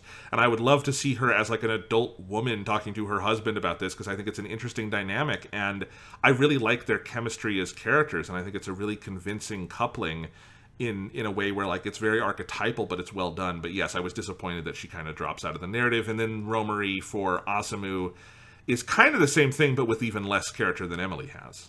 Mm-hmm. Yeah, it's a frustrating part of the show because it does feel like there's a lot of potential there. Because one thing that I do think is like interesting about the Emily thing, and I wish they kind of played with this a bit more, is that I think there's a very like sad undercurrent to their relationship, but you just don't get to see enough of it. Where for Flit, like I think that Flit, like my read of that character is that like he is like committed to Yuri, right? Like that in a way that's like, because there's the parallel between Flit and Amuro is very obvious, and the most obvious place is there in Amuro and Lala. And the way that in Zeta Gundam, Amuro is like stuck and can't move past where he's at, partially because of the traumas he's experienced in the war, and especially losing Lala, and not just losing her, but like during this like crazy new type mind meld and all of that he can't have any of those like human connections anymore, and he's lost all of that, is so sad. There's something even sadder in Gundam Age about Flit has had that, and then he ends up in this just sort of obligatory relationship with the childhood friend character, right? Like because Emily is very much the Fraubo of part 1 of Gundam Age, and where in Mobile Suit Gundam, Fraubo is able to identify that really there's nothing for her in the relationship with Amuro, especially long term, that like they have changed as people and she needs to move on, and Amuro like can't move on from the place he's been stuck at with Lala. And Fraubo ends up, in what, you can infer is like a good relationship with Hayato, and they have kids and all that stuff. And Amuro's kind of stuck. Emily ends up in this like obligatory relationship with the boy she had a crush on when she was like 10. And there's something very sad about that I think the show is like doing intentionally, but it doesn't play with it enough. Like it's there in the background that there's something really tragic about these characters ending up having to hook up because that's just the way it works out, rather than really kind of wanting to build a family together and that kind of stuff. And I wish the show did more with it. Yeah, I mean, it's a big part of part 2, and from what I've seen, it will be a big part of part 3, that Flit... It's not that Flit can't feel love and affection for other people. He does love Asamu. He does love his grandson when we get to Kyo. He would be very sad if they were blown up or something. But all of that is still filtered through his ultimate passion, which is exterminating the Vegans, right? Yes. Like, all of his love for them and for anyone else, like, and I think for Emily too, probably, is all filtered through that lens. And it is all a thing that he cannot push past. And we see that here too. Like, if he winds up with Emily, it's a very default thing, right? Because it's nice to have a wife and kids at some point, right? But it is not something that is clearly like a passion for him. And I do wonder if like some of these ideas are things that just, I'm not sure how I would integrate them into a show aimed at this demographic. There's you're getting into some very like heady adult ideas at a certain point, but I do agree that I think they could have done more with it, even if it was just something as simple as Emily still being present in Arc 2, and I think probably especially Arc 3 once we get there, of being someone who continues to voice some of these things she's voiced, and maybe even has to come to terms with some of the decisions in her life and in his that have led them to this point, Yeah. There's a really interesting like character arc under there that we just don't get to see. But in part one, it works. She is a great character in part one. I think of all the Frau bows we've had over the years, I think she's one of the more interesting ones. And I like that it is an even more tragic version of Frau bow because, as you say, Frau has Hayato. And not only that, but like Tomino draws our attention very clearly to that because there's that beautiful moment in the background of the battle near the end of the show where Hayato is injured and he's in the med bay and Frau comes and talks to him and she and Hayato sort of bond over this moment of realizing that Amuro is gone. He's not their friend really anymore. He's beyond them, and that's kind of the start of their relationship. And, she doesn't get to have that moment of realization, Emily, and that makes her such a fascinating character. Yeah. I really like her in part one a lot. Yeah, and it's a thing that like just forms that backbone of so much because she is Flit's out. Like she is like the thing in his life that could pull him from the path he's on, and she can't. Yeah, absolutely. Where do we want to go next with all of this? What else in Arc 1 is there to talk about? I guess we didn't talk about Yurin yet, and she's very important. Yes. So we have Yurin, voiced, of course, that's mentioned by Hayami Saudi, who we talked about recently when we talked about Kimetsu no Yaiba. She's also the voice of Shinobu. There, a much smaller role in this show, but I think also very impactful. She's just a very, very, very talented actress. And Yurin is our Lala, although kind of like with Emily, it's like an even sadder version of Lala Soon because you have like, even though there's not a huge amount of screen time between her and Flit, there is much more of like a real person relationship you feel between her and Flit. You at least have like the big montage with that very gorgeous song that plays of them in like the forest while he's also planning for like a month or whatever, like their assault on the UE base. I love that scene. That scene is so good. Yeah, and so you get this like real relationship, and you get all the backstory of Yurin, that she lost her family. She's kind of just been shipped around back and forth between people. She's ultimately been adopted by this guy on this colony and coincidentally runs into Flit there.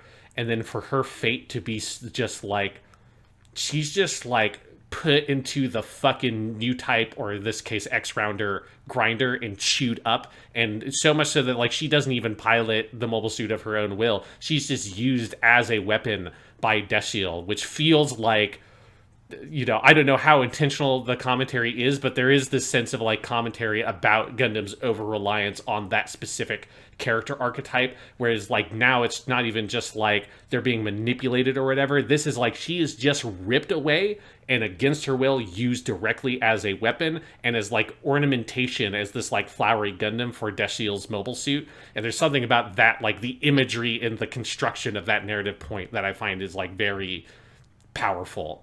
That obviously then culminates in her Lala Soon-esque death, that rebounds throughout the sequence and affects Flit very directly. No, it's very powerful, and I agree completely that I wouldn't be surprised if like that was on Hino's mind as like a very conscious commentary on where Gundam has evolved to, because Lala is still the gold standard for this because she's the most complex and fleshed out version of it, right? Mm-hmm. Like Lala is an adult woman who has made like decisions around this, and there's a lot of manipulation around there too, but like she is much more self-assured and like conscious of her own choices than Yurin ever gets to be, right? Because Yurin has these powers I think we sense she doesn't fully understand. Like she knows they're there and she knows how to use them, but she does not fully understand where they are, what they come from, or any of that kind of stuff. And then, as you say, she is shoved into this mobile suit. She is thrown out basically just to torture Flit, right? And then Deshiel kills her brutally. And then it is Flit being broken by this, and like it is the thing that like kind of awakens him to the brutality of all of this, and it is the thing in his life that he cannot. It's the ultimate like thing that he cannot reconcile, right? It is the thing that there's like so little logic to all of it to him that it leads to him like the answer is you can only dehumanize the Vegans and exterminate them all. And I think it's a good use of that character type in Gundam. It's not the most memorable character we've ever had, because there's been lots of good ones in this type, but I think in terms of its narrative use, really, really well done. Yeah, and I do really like the mobile suit they put her in. It's like so like memorable and striking, this like weird, it's so ornamental, this weird kind of pink flower that she's just in, that Deshiel kind of parades her around in. There's just something like vicious about giving the most tragic character the most like flowery, girly kind of mobile suit, like generically girly mobile suit you could, and just like dangling her in front of Flit. Especially then it also being done by like this 6-year-old little kid, Deschel. Like it's just such a, you can understand why it hits Flit as hard as it does, because it is like such a fucked up scenario that he is in that he can't make sense of. Yeah, I mean, it's so beyond fucked up, and that whole time you're also wondering, like, what the fuck is up with Desil, right? Like, this kid, because, I feel like one version of this is that you would hope Flit would have the, why is this 6-year-old kid doing this horrible thing? What is wrong with him? Not the, and now I am going to kill this 6-year-old kid. But of course, it doesn't come to that because it is so brutal and immediate and overwhelming. Yeah, but it's a powerful part of this show, and I think I like that Arc 2 takes its time in actually like bringing that up as like a conscious front of mind Flit thing. It just relies on the viewer to know that this is in the back of his head, and I don't think he even says her name until very late in that arc, if I remember correctly. Mm-hmm. Yeah, you have like a brief like flash he has when Deschel first shows up, but that's like kind of some of the most they do with it. Yeah, but yeah, it's well done. Very good stuff. So what else with Arc 1? Anything before we maybe move on and talk about the second part of this show? I guess like one thing I want to mention is that I think one of the things that in my recollection of the show, I think I gave short shrift to was I kind of had always kind of just pigeonholed this show as having bad animation in my memory. And I really think that is not true. I think it has like some bland animation here and there in like some like your like kind of average talking scenes and stuff like that. It feels very stiff in those places, but where they like in the big action sequences, there's just some really phenomenal stuff here, and you get a lot of it in part 2 also, but the whole last couple of episodes of part 1 I think have some incredible action and just really well animated. And I particularly want to shout out the Gundam Age 1 Sparrow as being a particularly interesting mobile suit to watch be animated, because they have the thrusters on the arms and legs of it, and the motions it's able to make is this like crazy kind of space ninja Gundam design. There's a lot of creativity in how they kind of stage those action sequences, which I think kind of sets up where they kind of evolve their action direction into part 2 with Asamu. That's a little bit more like the Sparrow stuff. But when they like really put their back into some of that action stuff, Gundam Age is like quite good at that in a way that I don't know why. I just like it did not stick in my memory that it had that. I think the show has gotten pigeonholed in the fan base as having like bad animation or direction or whatever, and that's like not at all true. Like I think it's like actually really fucking good. Yeah, I mean, if you hold it up to the absolute best Gundam has done in this area, like 00 or Turn A Gundam or something, it's not on that level, but that is an unfair thing to hold it up to. It is really good when it's working. And I think, like, overall, I think it's got an animation style that looks good most of the time to me. Like, I think even when it's sort of like, because there are definitely, this is a show that aired 50 weeks in one year, right? So, like, there are good moments and there are bad moments, but I think there's a certain, like, colorfulness and simplicity to the line work that tends to just work even when they're not doing a ton with it. And then I do think some of the animation is incredibly like fluid and impressive and well choreographed, and I think the climaxes of part 1 and part 2 both have some really, really impressive stuff that is not, again, it is not the best Gundam action ever. I would not put it up with the absolute best we've seen or talked about, but it's very good. We've seen a lot worse and a lot blander than this too, you know? And I think this is definitely on the stronger side of overall Gundam action sequences.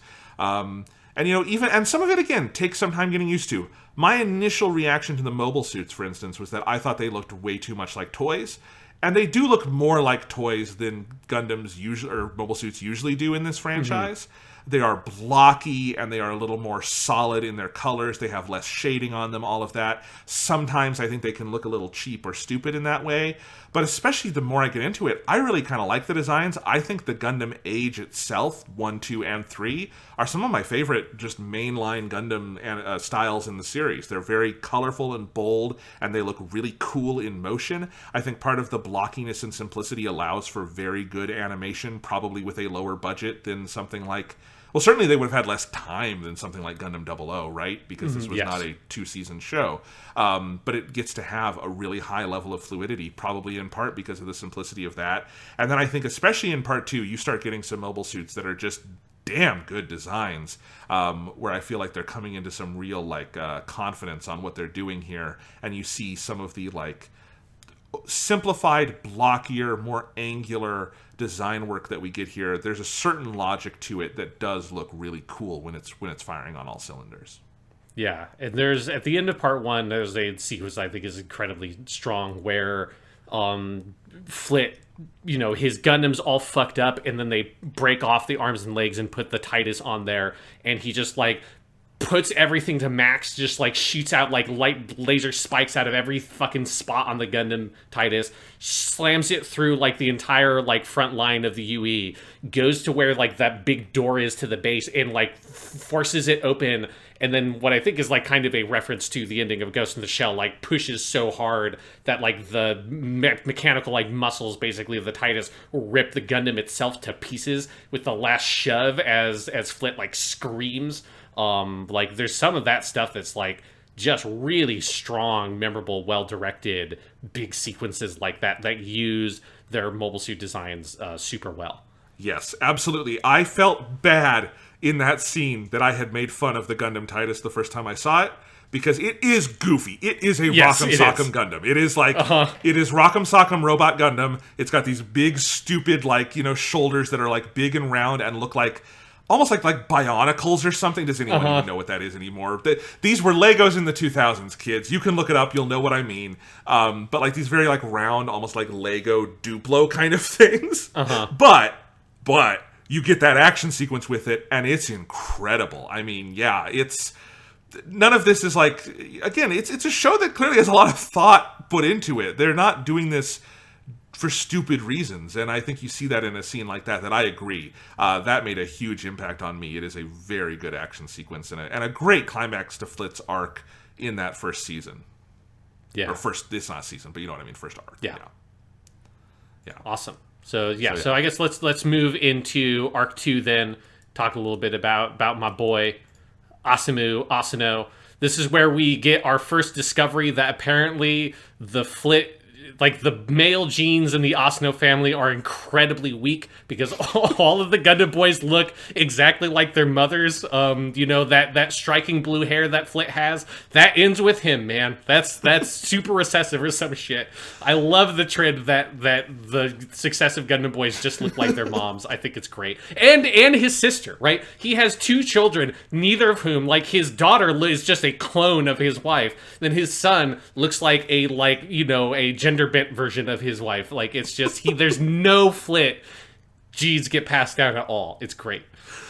It is funny because hair is one of those things that can come from your mother or your father. I look more like my mom and I have my mom's hair. My brother looks way more like my dad and has more of my dad's hair from when he was younger. And I think that's kind of fun. And so there's that clear split. But yeah, they could have resolved that by having Asamu's sister look more like Flit, but they don't. You're right. Just those genes are very weak. But man, as much as there's a lot I like in Arc 1, Sean, Arc 2 is where it's at. The Asamu arc is fucking great. And it is great from the very beginning. I was pretty blown away.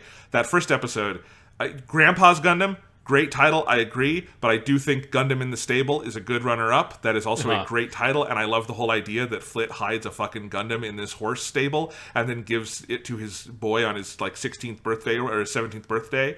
But I think that entire setup for this arc where you meet Asamu, they're living on this colony, and Asamu is going to school, and he has his mobile suit club and all of this, and then he gets the Gundam to protect because the Vegans come back and start attacking, and then there's this character Zahart who comes in and befriends Asamu, but surreptitiously because he is actually a spy for the Vegans, and that is sort of how we start. And I made a little crack that this is kind of like the Great Saiyaman arc, yes. And I do wish we had in the early going one more episode where you would play with that a little more, because the whole idea of him being in high school and having these friends, but he is also secretly the Gundam pilot and everyone's wondering who's piloting the Gundam, even though it should be pretty obvious because they all know that his dad is Flit and his dad built the Gundam. But still, I think it's a fun idea, and I also wish there was one more episode just to maybe do a little more with the Zehart Flit or Asamu friendship at the beginning here. But that is like the biggest complaint I can muster, because I think this entire stretch of 13 episodes is pretty top shelf stuff. It's very, very good. Yes, yeah. Arc 2, this is my favorite section of Gundam Age. From what I remember of Arc 3, I like that also, but this is, like, to me, the thing that, like, stood out as being, man, this is just really great.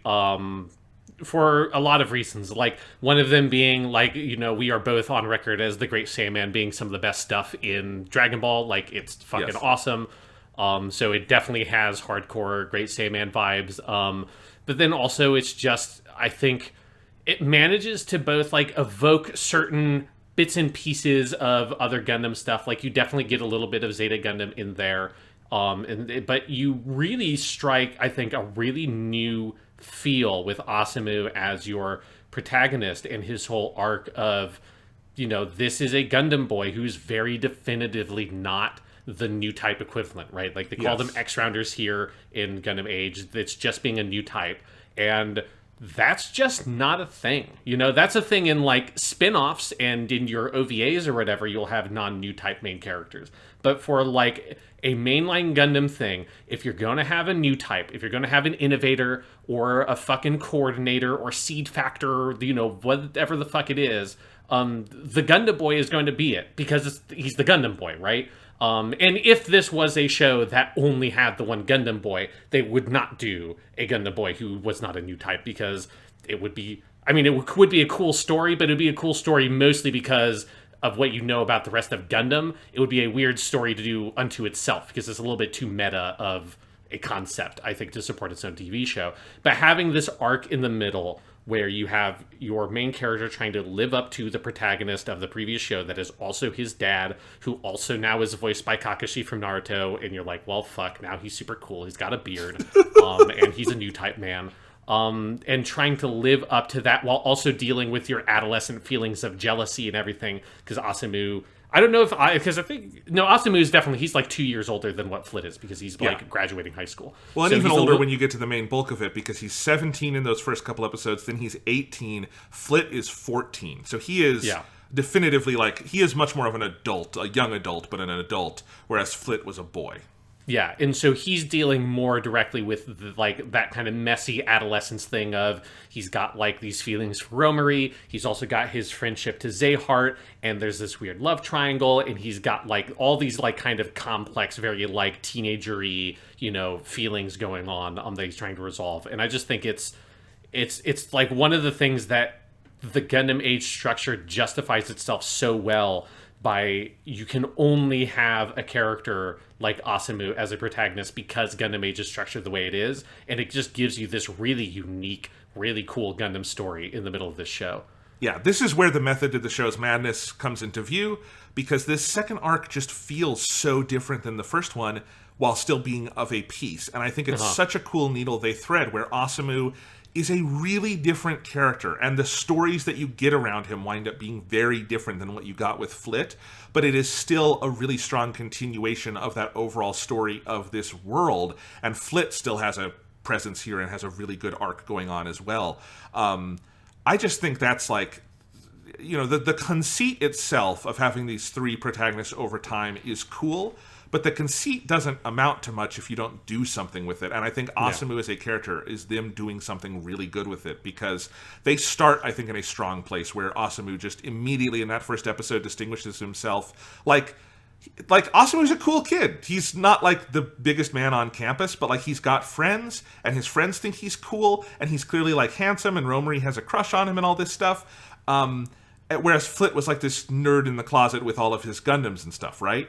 Yeah, and Flit also has this, like, intense trauma from his childhood the death of his mother that he is sort of trapped by, whereas Asamu has lived in, like, pretty significant privilege, right? Like, his dad is, like, the most famous dude in the Federation, right? Like, he's the guy who piloted the fucking Gundam, and now he's, like, the commander of the Big Ring or whatever and all this stuff.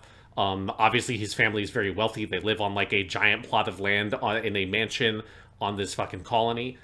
So he's living a very different life than you saw Flit have when he was a kid. which means that his problems are very different. And I like that his arc is so like internal in this sense of it is the whole question for Asamu through these 13 episodes is, what are you fighting for? And are you just fighting to compete with your father? Are you fighting to compete with Zehart? Or are you fighting for yourself? And he's looking for these answers. And I think within these 13 episodes, like, I know it's not a season, but it feels like just a great season of anime in that it starts with these questions and it ends with a really powerful answer to them in how he overcomes these problems. And is able to let go of trying to be an X-rounder, of trying to be a new type, and that we wind up at a place where he's okay with not being that thing, is such a cool story for Gundam to tell. And it's a story, as you say, you could never tell this if you started with Asamu. Because you have to have that background with Flit. You have to have seen Flit. I mean, you could try it. I just don't think it would have anywhere near as much power as it does here. And it's such a great character. It's such a good, concentrated story they tell here. You could easily make a full, I feel like, 50-episode Gundam show out of the story they set up in these 13 episodes, where you have, like, the fucking Lion King 2 plot, where they're from different families, but they really love each other, Zehart and Asamu, but they keep having to fight. I don't know why Lion King 2 is my go-to on that. Did we also have this other thing that we watched called Gundam Seed that you could just reference for that one, Jonathan? I guess so. I feel like it's a little more tightly drawn here, because the thing in Gundam Seed is that they're both coordinators, right? So like they already like, I mean, Kira's place is a little confused in that world in Gundam Seed, and that's part of the point of it. Like, I like that it is that stark, like a little more kid friendly like thing they're doing here with Asamu and Zehart, where like they want to be friends so bad, but damn it, one of them's a vegan and one of them's a human, and what do we do about this? And I think as this kind of like kid pop entertainment goes, it's such a good version of that. Yeah, 100%. So I mean, with Asamu, I want to like shout out that we have Kid Asamu, who's just the only Asamu we've seen in these two arcs, is voiced by Eguchi Takiya, which I particularly want to shout out also for to say he fucking knocks it out of the park. He also, I think his best performance, if people want to see something else, he's done the protagonist for in a show called Ore Gaidu, or My Teen Romantic Comedy Snafu. The English title is fucking awful. But it is a great, like, it is an A++, great show. He is the main character, Hachiman, in that. But also we have now, between Hanai Natsuki in Kimetsu no Yaiba, Ono Kensho in Hathaway, and now Eguchi Taki, we've completed the trinity of the shadow game Uno voice actors on the YouTube videos. So now we've got, now all three of them have been... you know, they're not all Gundam boys because Hanai Natsuki hasn't been a Gundam boy, but they're all stars of different episodes of Weekly Suit Gundam discussed shows. So we're there. Yes, absolutely. It's a great performance. It's another great character design. I know that we made the joke about how he looks like his mom, but I do love like this specific hairstyle they give him, and how he has like one part of his head a little shaved. And like he's a very different looking character than Flit, which I think helps me make him feel distinct. There's stuff they do, like when he gets in the Gundam, even the age 1 that he starts with, because he doesn't get to age 2 until later. He fights totally differently, and I think that's something in that first episode, the Gundam in the stable, that really sold me on this. Is that when he gets in the Gundam age, he pulls out the beams and he's very like melee focused, and he's kind of scrappy. And I'm like, this is such a different character, and it really sold me on that concept. And I think it's something they're very good at working with. Yeah, I think it like immediately highlights the skill of the direction and the action choreography and animation is how clearly different Asamu and Flit are in their fighting styles, right? Like Flit is very like technical and intellectual with how he fights. Like he comes up with plans, he comes up with strategies and tries to execute them, and then those things are enhanced by his X-rounder powers, but he's like inherently someone who likes to like take things very logically, whereas like Asamu, even though he's not an X-rounder, he's like a very instinctive kind of fighter, and he goes by like what feels right, and he's very fluid and he's very tricky. And yeah, you get that immediately in the first episode of this arc. And then I think in those first couple of episodes where he gets those fights at the Gundam Age 1 on the ground in that colony, like that's just some great mobile suit action where you get such a good sense of weight from what they do there, because especially, you know, Gundam Age had basically only done mobile suit battles in space up to that point, more or less. You have a couple of like the little things on the colony with like the Civil War or whatever, but those are like pretty brief fight scenes. The big fights in Gundam Age 1 are all just in space. Here you get these grounded mobile suit fights that they're really like putting a lot of emphasis on in the episode, and the way that like he's hiding in the smoke, and the way that the Gundam Age 1 is like drawn more exaggerated with like really heavy shadows in some of those shots, to make it sort of more kind of intimidating in a way with it, how fast he's moving it and how kind of unpredictable he's piloting the Gundam. And then I think a thing I love about the arc is that he loses some of that in the middle, where he's trying to be a lot more like his dad and to get that extra under stuff. And then he starts to pick it back up again once he gets the Gundam Age 2 like double bullet. And then at the end, when he fully commits to being the super pilot Asamu Asano, now he like recaptures that energy he had at the beginning of those fights, and he's just super tricky and mobile and all over the place and using things in unpredictable ways.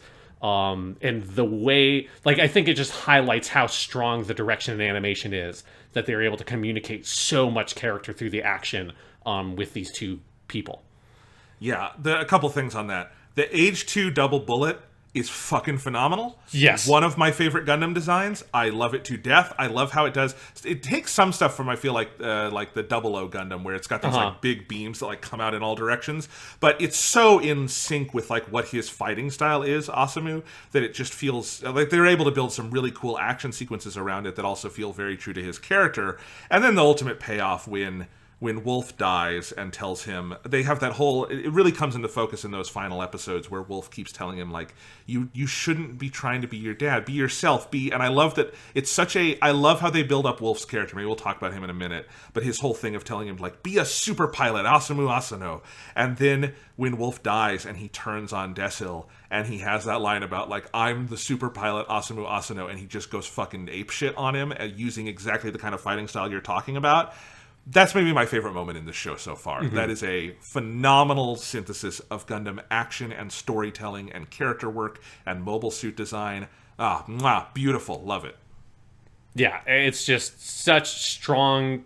It's like, yeah, it's just like the pinnacle of like every piece of the show is working so well. All the writing has worked to build up to this moment, and then all like the visual elements of the direction and animation are paying off like that, because it's like they're being able to pay off that character arc in a way that is so visual, that's so satisfying, that it's not relying entirely just on like the dialogue being self-referential and showing the growth. It's also, you feel the growth in the way the character moves and animates in his mobile suit. Just great stuff.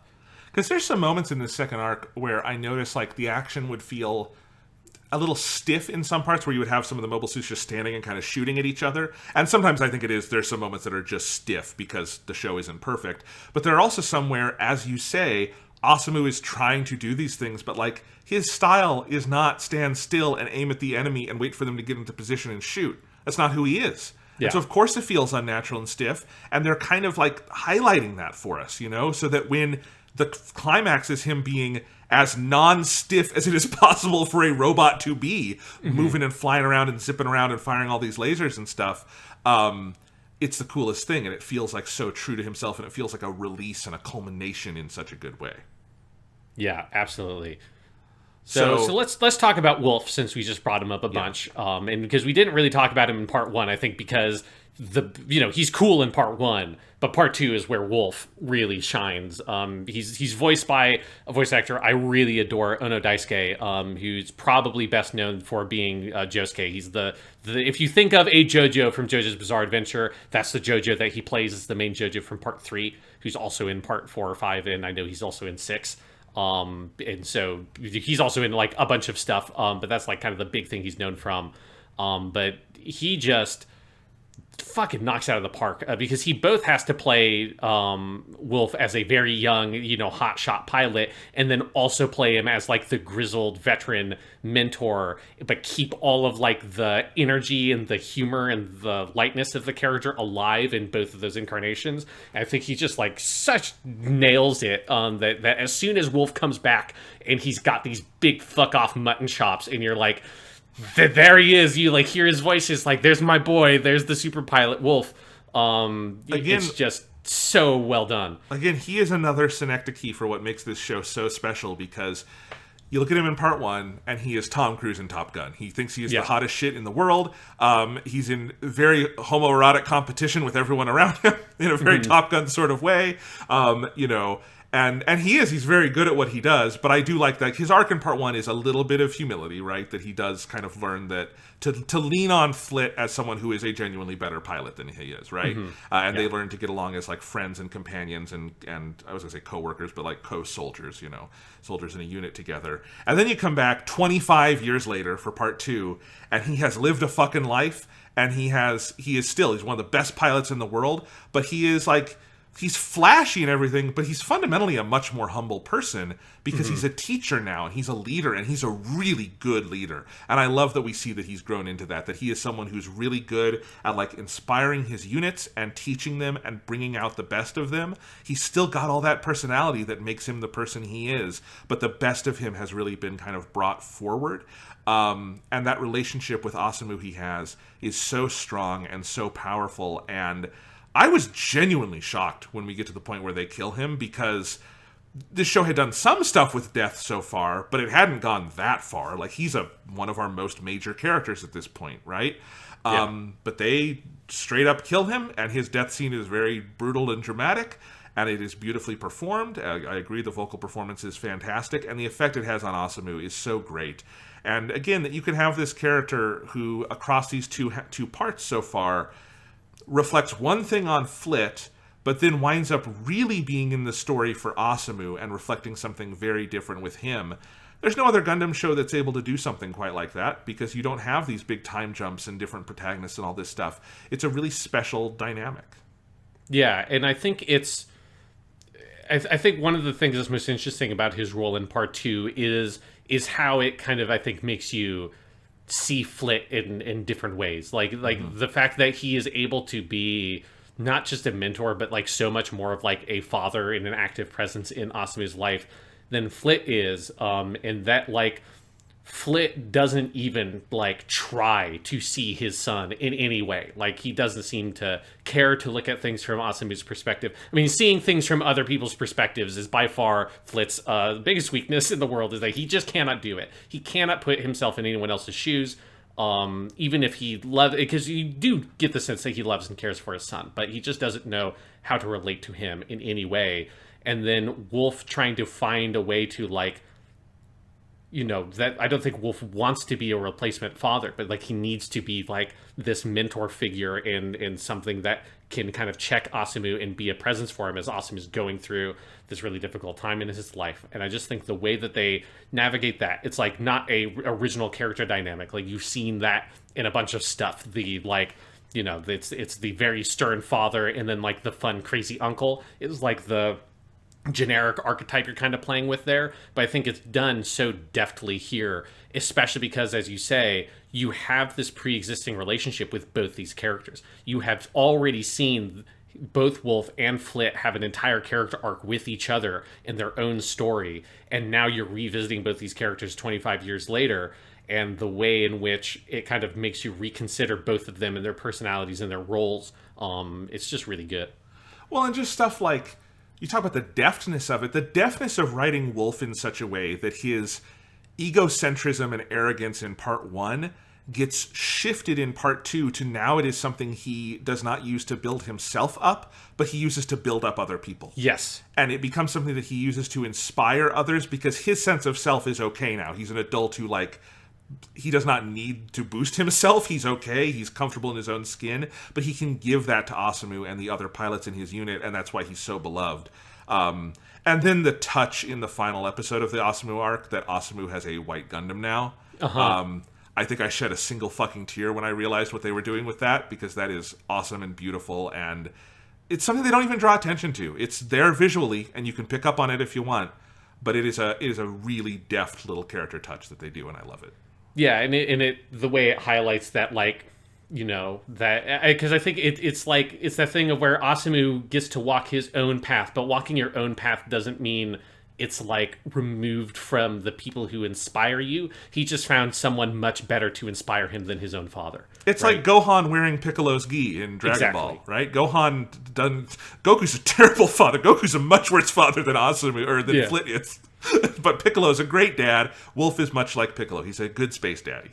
Exactly. Very good space daddy. Like, one other thing I really like about Wolf's role is you have the whole like crew, right? So you get much more of a sense of like this is a military outfit that Asamu is a part of. I mean, he like properly joins the military in a way that like Flit never really does in part one. Partially because, eventually he finds out, oh, the captain I'm working for also happens to be a fugitive, and we have to like openly defy the Earth Federation to accomplish our goals. And I really love particularly those early episodes of them on like establishing the like unit dynamic, that you have Obright, who's like the one guy who's served with Wolf before, who's like, a little bit higher rank than everybody else, but is like still relatively green, but has been like out there more than the other, like the new recruits. And I love that like whole dynamic and what Wolf brings to it. I love like the subtle ways in which you feel there's this pre-existing camaraderie between him and Obright that then you're starting to build now with the other new members of the team. This just like really effective, compelling kind of military drama that, like, weirdly enough, as much of like a military series as Gundam is, you don't get that dynamic that much really in this franchise the way you do in part two. That's a little bit more like a Vietnam movie or something like that. Well, because like in original Mobile Suit Gundam, which becomes the archetype that a lot of the other shows follow, it's this ragtag bunch of amateurs who come together and develop some of that, but it takes time. That's what part one of this show is doing. It's what most Gundam shows do, following kind of the example of the original Gundam. This is, as you say, we're following a character who has actually enlisted in the military and is on a mission, Yes, and of like his own volition, that he didn't need to. Like, there's no necessity for him to join the military. He like actively chooses to do it. Yeah. And as you say, I mean, a lot of this, as you say, is stuff that plenty of other shows have done. The idea of like the son of the famous soldier who goes into the military or the hero business but doesn't know quite why and has to come out of his father's shadow. This is popular, well-trod ground, especially, I think, for stories pitched at kind of this age range. This is just a really fucking well-done version of it. And it's, however many times the story has been told, if you tell it well, there's a reason to tell it again. And this tells it very well. Absolutely. Yeah. So, other major characters here. Do we want to jump over and talk about Zayhart, who is our other, like, big pillar of this arc of the show? Yeah, let's go ahead and talk about Zayhart. I love how much, like, he just... he's a fucking Kingdom Hearts character. Like, you just can't get past it with that name, He's like, what is it, Organization 13 or whatever? Like, it's just the way he looks, his fucking name. Zayhart, well, it's Xehanort in Kingdom Hearts. So Xehanort versus Zayhart, yes. Yes, but we have Zayhart, who is our, vegan character, who's like, he's sort of a co-protagonist. He's put, like, nominally in the Char role, although I think he occupies the Char spot a little bit more comfortably than a lot of like our guys who just wear a mask and are a rival pilot, and so they just like kind of are some kind of Char. Zayhart's not exactly like Char, but I think he occupies like a little bit more of that role of giving you this insight and perspective into the other side and like what the war looks like from their perspective. And that's like, it's just like the key dynamic of this whole part, right? Is that you are now getting insight and given active access to characters and internality from the vegan perspective in the guise of a character like Zayhart, who I think is like immediately and immensely likable because of like how he's written, how well he's performed by Hiroshi Kamiya, now a Gundam veteran coming off of Double O Gundam. Now here again, because he's like, I played a Gundam pilot, now you gotta make me a Char. So I'm gonna come back for the next show, and I'm gonna be the Char of that one, okay? I gotta check off both of the boxes on my fucking list. I know Hiroshi Kamiya is your boy, you named him. Yes. Didn't you say he was the best voice actor of the last decade? Yes. Yeah, I will stand by that. And he's great. I love him too. It finally hit me this time. For whatever reason, I had not made the connection that he is Trafalgar Law in One Piece, even though I fucking love that voice. He is so, if you've never seen like a Trafalgar Law clip, Sean, you should look it up. There's a key scene with Trafalgar I should send you because it's so good, but like, he's great in that role, and he makes his voice a little deeper than it is like here or in Double O Gundam, but he is such a tremendous voice actor, and, once I realized, I'm like, that's Tieria, which is also Trafalgar, and they're using him here as Zayhart, and this is another great performance from him. Yeah, you cannot go wrong with Hiroshi Kamiya. It's a great character, and, the key dynamic here is that, Asamu does not have the option of being Flit and refusing to see the other side's point of view. because Zehart was his buddy through all of high school. And so from moment one, as soon as he sees Zehart in the other mobile suit, there is no way for him to just turn off that part of his brain that says, that was my friend and I don't want to kill him. And he tries to do it, and Zehart tries to do it, but neither of them can. And again, this is not an uncommon dynamic. The Lion King 2 did it. Lots of other stories have done this. I don't know why Lion King 2 is my touch point. It is also for kids, I guess. But, like, this is a really well-done version of it, and done with, I think, the sensitivity and depth that you would expect of this show at this point, but also just Gundam in general. Yeah. And I think there's something I like, especially with Zehart, of, like, they don't shy away from Zehart just being, like, demonstrably much more effective than Asamu for almost the entirety of this arc. Like, Yeah. Asamu gets defeated by Zehart, like, 3 or 4 times, just straight up, he loses. And there's something I love so much about Zehart that, like, no matter how many times he goes out there being like, and this time I'm going to kill the Gundam, and then he gets directly in the position where the Gundam is disabled, it's fucking been slammed into the side of a comet, which is an amazing fucking shot and sequence, and he's standing over it with a fucking beam rifle to its head. He still can't bring himself to do it, and I think there's just something I love about his character that, like, you feel that warmth and kindness and compassion, which is like the thing that animates him in all aspects, right? Like, it's the reason why he's so committed to the vegan cause is because, you know, he has this mission to bring everybody home to Earth, and he believes in it with his whole heart. And I think even though so far we haven't seen, like, a lot about, like, the conditions of Mars directly, and we haven't seen, like, what's motivating that and all of those things from his backstory, you can infer so much about how severe things must be, because I feel like you have so much faith in this character to be doing the right thing that you know he has such good reasons, and he treats everybody, both on the enemy side and on his own side, with, like, so much respect and care and kindness. Even people like Deschel, who don't really deserve it, like, he always gives people a second chance and is always, like, willing to see them. And it's like, and he is kind of, I think, the character so far who, like, has demonstrated the greatest amount of empathy of any character we've seen in the show, even if he's still, that doesn't deter him from his mission and, you know, killing Earthlings and shit like that to try to bring them to Earth. Like, he understands why the Earth people are doing what they're doing. He understands the cost that is being paid and, like, accepts it, but he's still willing to go forward. And I just think it's, like, such a cool character and such a pivotal character to have that dynamic, especially at this point in the show. And this is the main thing that separates him from Char to me, is because, like, you know, Char, like, let's say in Char's counterattack, Char's, you know, got the plan to, you know, drop the asteroid and everything, and he knows, I think he knows intellectually that killing all those people is bad. He says that, you know, Amuro, I'm doing such a wicked thing, all of that kind of stuff. Mm-hmm. I don't think Char really feels it. Like, I don't think Char is capable of that kind of, like, deep, overwhelming empathy. If he was, he'd be a new type, and he isn't, you know? He can never be at that level of Amuro. And I think Zehart really is capable of all of that, and I think you, exactly as you just said, you get the sense of, like, man, things on Mars are bad, and he also has had this vision from Ezelkant, which at this point, we don't know what Ezelkant's specific motivations are, or whether that's real or any of that. I suspect he's up to no good, but we'll see. We'll see what happens. But, like, Zehart has good reason for doing what he's doing, and it doesn't necessarily make him right, because I don't know if anyone on this show is 100% right. That's part of what it's saying. But, like, as you say, it is something where it is not just that we empathize with him, but that he does extend empathy to other people too. And when you get to that stuff at the end of this arc, where he and Asamu wind up working together to stop the big ship from dropping onto Earth, I love that there's no hesitation there from him. Yes. There's no like, and Asamu, I'm going to kill you when we're done with this. It's that, no, it's good you're here. We need help. We're going to do this. I'm not going to destroy Earth. That was never my goal.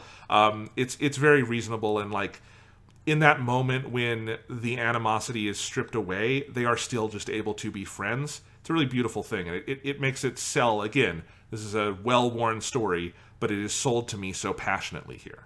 Yeah, and yes, I love that sequence where Zehart, you know, Asamu has decided to effectively sacrifice himself to try to stop, you know, this thing crashing to the Earth, and then Zehart comes in, and he just goes over the radio and starts talking, and as you say, like, Zehart doesn't hesitate about it, and then as soon as, like, that channel is open, Asamu doesn't hesitate about it either, and they, like, just both immediately become friends again, and you feel how much, like, the weight is lifted off of both of those characters because they've never wanted to be fighting each other. Yeah.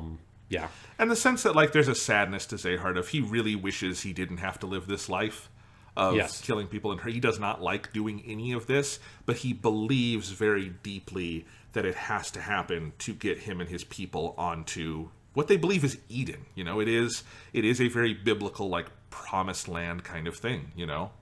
Yeah, and one of the dynamics with Zahart that's so critical for this arc is that he is also, for most of the story, like, he's like the only or one of the only people who kind of sees Asamu for who he is, right? Like, he understands that, like, this is not really the life that you're accustomed to. To, like, make another Gohan comparison with Asamu, right? Like, Gohan is not at his heart a fighter in the way that his dad Goku was. And it's the same thing with Asamu. Like, while he is a very skilled mobile suit pilot, he doesn't have the mindset of a soldier. Like, this is just not the life that he's meant to lead. Particularly early on, like, it's just not the path that he should be walking. And Zahart understands that, and is like trying everything he can to try to get Asamu to see it. And Asamu, like, refuses to do the degree of self-reflection it would take for him to kind of understand that Zahart's basically right. And I think that's such, like, an important dynamic, that Zahart is always trying to do what he thinks is best for his friend, and where everyone else is unable to see past the, like, piloting skill that Asamu displays to see, like, who he is underneath that. Zahart's, like, the only person who's able to do it. Yeah, absolutely. It's again, this just 13 episodes in the middle of this show is a great TV series unto itself, which is part of what makes this such a kind of wild and special Gundam experience. Is it's all part of one show that all aired in a row is part of the craziness of this to me, you know? Like, Yeah. you do have to, like, pour one out for, I feel like, the amount of work that must have gone into keeping this all going without any fucking breaks in between. You know, like, it would be like if Gundam 00 just aired all 50 episodes at once. You'd be like, how the hell did you plan and get everything ready for that jump that you make in the middle? It's crazy. Yeah, like, specifically with, like, the number of different characters and things that this show necessitates because of, like, the length of time it takes place over. It is definitely pretty crazy. What other major characters should we touch on from part 2 here? I mean, we've mentioned him in the background a little bit, but Old Man Flit, we're not at Old Man Flit yet, but Middle-Aged Man Flit. It's such a, I love that they immediately kind of lean into the character that we seem to be heading towards, but it's subtle. It's not that he is like fucking Captain Ahab raging every day, like, loudly about the white whale. It is, actually, I haven't read Moby Dick. I don't know if that's what Ahab does. In pop culture, he's portrayed as crazy. I mean, you know, this is not that far off, really. Okay, good. But it's, like, a little bit more Shakespearean than that. He Yes. rages in a very Shakespearean tone about the white whale every day. Yes, that was kind of my sense of it. But I like that Flit, as an adult, is someone who he is in charge of this entire military apparatus. He's risen through the ranks. He commands respect from everyone for obvious reasons. He seems like a good guy, but there is this, like, surface that is very calm. But I feel like you always sense that there's more going on beneath that. And of course, the second arc, over time, I think you peel back some of those layers to see how dark those waters run. You know what I mean? Yeah, no, absolutely. Because this is, where you get, I think, part of, like, the concept of Flit, which is, like, a chilling one for the Gundam franchise, is it is this, like, what if Amuro, instead of kind of cutting himself off from everything after the events of the original Gundam, instead he just went hardcore, dyed in the wool fucking Federation man? Like, if that was the path that Amuro walked after Mobile Suit Gundam, and he took all the pain and trauma and everything from that war and fused it as fuel to, like, push himself up the ranks in the military, and just, like, in this very obsessive way, like, that is, like, a very haunting vision of, like, an alternate path for that character, which is what Flit becomes, right? And I think it's this thing where early on in the Asamu arc, you don't necessarily, you know, get that deep of exposure to it, where you see him more as, like, oh, you know, maybe he doesn't spend enough time with Asamu or whatever because he's this very busy father or whatever. But you still have the couple of scenes around the dinner table and everything, and you get a little bit more of a look at, you know, he's kind of like a military dad. But he's not absent. He's not a bad, Yes. like, never sees his kid's father. He's not the caricature version of it, I guess, is what I would say. And I think that's part of the smart choice they make in making him feel three-dimensionally human. And making some of what you're talking about being chilling is more chilling because of it. Yes, exactly. That you kind of can. It's easy to buy into the like thing you want for Flit, which is you want Flit to be happy and to have a family, and like you liked that little kid, and it was so sad to see all the bad shit happen to him at the end of the last arc that you want him to be this like good dad and all this stuff. And then the deeper you get into it, the more you see that's like he is this very cold, very calculating military commander that is like motivated by this like intense hatred for the Vegans that like he repeatedly states multiple times, and is like reiterated most firmly at the end of this arc in episode 28, which is like a very haunting moment. That's like his objective is to kill all the Vegans, and that's it. Like, he is not interested in peace. He's not interested in compromise. He's not interested in half measures. He wants to kill every single one of them and just wipe them from the face of the solar system. And that's it. And he's like, they are not human. They are something that are other. And I'm going to do everything I can to just rid this entire solar system of, from his perspective, these like inhuman scum. And it's the way, like, as you dig deeper into that psyche, you just say, like, the layers get pulled back, and, like, Dashiell comes back, you know, you see him start to pilot the Gundam Age 1 again, which is, like, a really cool, like, weird moment that I feel like you don't really expect him. It feels like it's against the rules or something for him to, like, go out there. Like, Amuro never got in a Gundam in fucking Zeta Gundam. Like, you only see him pilot Mobile Suit, like, barely in Zeta Gundam, because it's like, it's not fair. You can't have the grown-up Gundam boy in a new Gundam TV show go out there in the Gundam, and he just goes out there and, like, cleans up fucking shop. You know, he's just murdering people. Seeing that happen to that little boy is so sad. Yeah. But also, like, the balance of characters here is really impressive to me, because you just mentioned, of course, him getting into Gundam again. And we've talked about this many times. We talked about with Zeta Gundam, and then, of course, it also comes back around when we get to Seed Destiny, of when you're doing a sequel like this. And this is all part of the same show, but this is like the sequel arc, right? Yes. And this arc is supposed to be about Asamu. And there is a very real risk of, if you put Flit back in the Gundam, do you steal Asamu's thunder? Do you stop the story being about him? And Zeta Gundam does a great job avoiding that, where Amuro gets a very significant role in that story, but it is very much Camille's story, and it never ceases being Camille's story, even when you've got Amuro and Char and all these other figures around from the first show. And then Seed Destiny falls very, very hard on its face with this, where the moment Kira is back in a Gundam, poor Shin has no chance. He is not the main character anymore. It's Kira, it's God, Jesus, Kira. And I think this one threads that needle really impressively, where Flit getting back in the Gundam doesn't make him steal Asamu's thunder. It makes Asamu a more interesting character, because he has directly right there the thing to hold himself against, right? That his dad can go out in a shittier mobile suit than what he has and just clean up house. And Asamu can't be an X-Rounder, and he can't do all these cool things. And like his dad, in that first fight when his dad comes out, his dad like has to guide him and be like, and he used his X-Rounder's abilities through Asamu, like Asamu is a trigger on a gun. Like Asamu is Yurin from Flit's arc, right? He just uses his son basically as a weapon.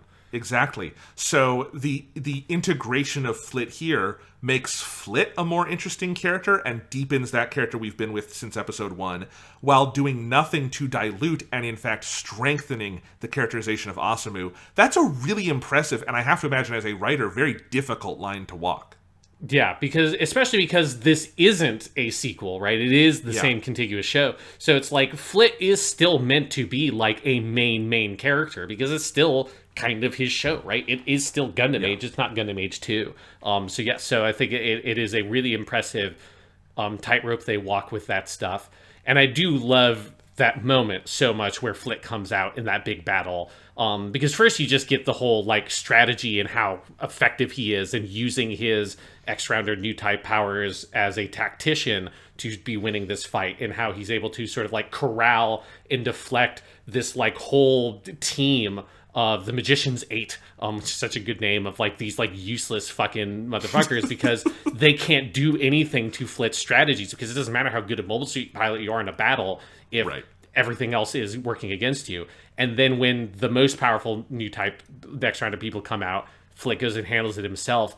And it's so much this feeling of like, you know, you got in a fight with another kid at the playground, and then like your dad has to come up and settle it and be, you know, hopefully it's not your dad like literally going and fighting the other kid, but your dad has to come up, right, and be like, hey, you gotta stop. And it's like that feeling of like, well, I can't stand up for myself. Like, I can't just solve my own problems. Like, my dad, my super cool bearded Kakashi from Naruto dad, has to go solve it for me. It's like so emasculating very directly to Asamu. And like, and Flit, you know, after that, he doesn't even like remark on it. He doesn't notice it. Like, the thing he does later is he, in front of his friends, he goes up to Asamu and says, you know, if you had piloted a little bit better, you could have shot down 4 more mobile suits. And then he just walks away. That's that's a really chilling moment. Yeah. That's the only thing he says there, because I mean, the whole idea of like counting like it's a score, which is also, you just tell, is like so alien to Asamu, is not how he thinks about these things, man. It's fucking great. I think I'm glad that you brought up all of the strategizing stuff too, because I really like that during this stretch, that Flit is it's kind of almost easy in the beginning of the show, like in those first 3 episodes we mentioned, to roll your eyes at the whole idea of like boy genius Flit, who's like built the Gundam and is a boy genius and all that stuff. But I like how they use it over time, that he is a genius. He is a intensely intelligent person, more so than most people in this or any other world.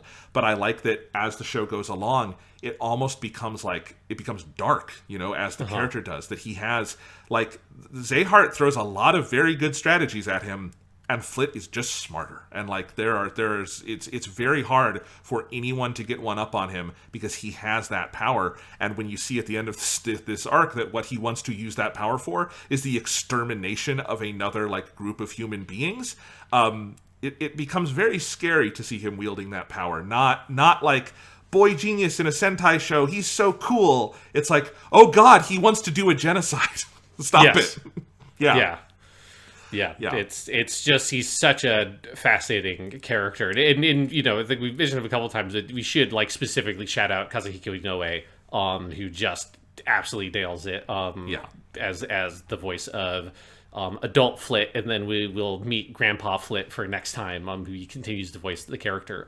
But it's a really strong performance, and what a great character design. Because we've never really seen anything like this, where you take someone who is like a basically prepubescent boy, and then we meet them again as a like middle-aged grown man, you know, in Gundam. That's a very rare thing to see. I guess we've had some moments where you see like in a flashback like little kid Amuro or something, but it's very different than what we have here, where we go from the boy we know for an entire 15 episodes to now as a grown man, and it's recognizably the same person, but it's such a cool character design and idea, and the way the blue hair continues to be a signature but becomes a goatee, it's very well done. Yeah, I mean, Flit at this point has like lived a lot longer than most Gundam characters. Like, I don't think like Amuro's dead before he even reaches this age, so it's way before. Yeah.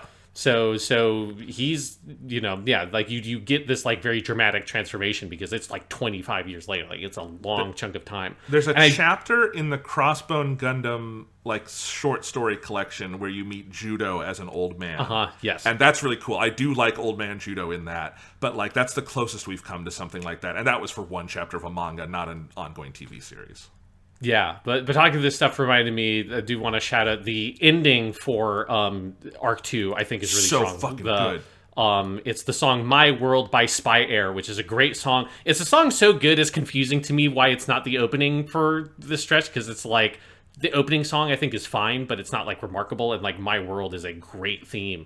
But I also think just the animation that plays over the ending theme is so good, and it's just, as the show goes on, it gets more and more heartbreaking, because you have those couple of photos, because it's all like Asamu looking at photos of his past, and it like kind of eventually goes up to things you have seen from him in high school, but a lot of it is him as like a little baby with this like middle point Flit that we don't actually see in the show, where he's not a kid, but he's also not this old man. He's this like young man who's a new father, and there's like Asamu with like a big Gundam like normal suit helmet on, and Flit like helping him put it on, and Asamu is like 2 or something. And that's like, you see that, and it just it hurts your heart so much to see like this you so desperately want like happy family Asamu and Flit because you can imagine it, right? Because Flit had all the qualities as a young boy that could have made him into that family man. And you can see them a little bit in that middle point there in that picture. Yeah. But at some point, that was lost. Like, he was not able to go on that path, and he continued marching as like a soldier towards trying to kill the Vacants. Well, I think it's something they do well with Flit through this whole show is, even at his darkest, I don't sense an absence of good in him. Like, yeah. I assume there will be a redemption arc for Flit in arc 3. I don't know. I don't know how the show ends. It would be weird to me if there wasn't. That's kind of how this kind of story goes. And it feels like that is very organic, because I don't think like that goodness is like completely drowned out. But it's something he's trying to drown out.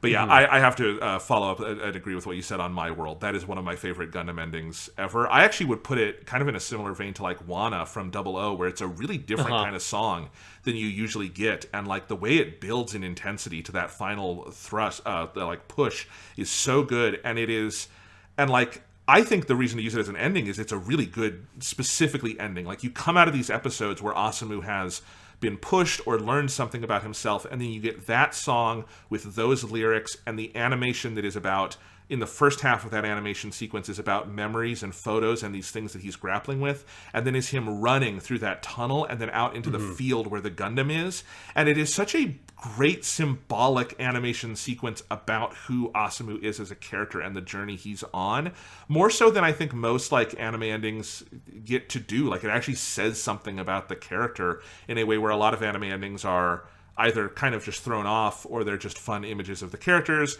or I don't know, they're like Double O, you get a boy band at the end doing each other's hair on the beach. But like, it's not usually this like narratively and thematically significant to me. Like, I watched that ending all 13 episodes because I think it's so compelling. Absolutely.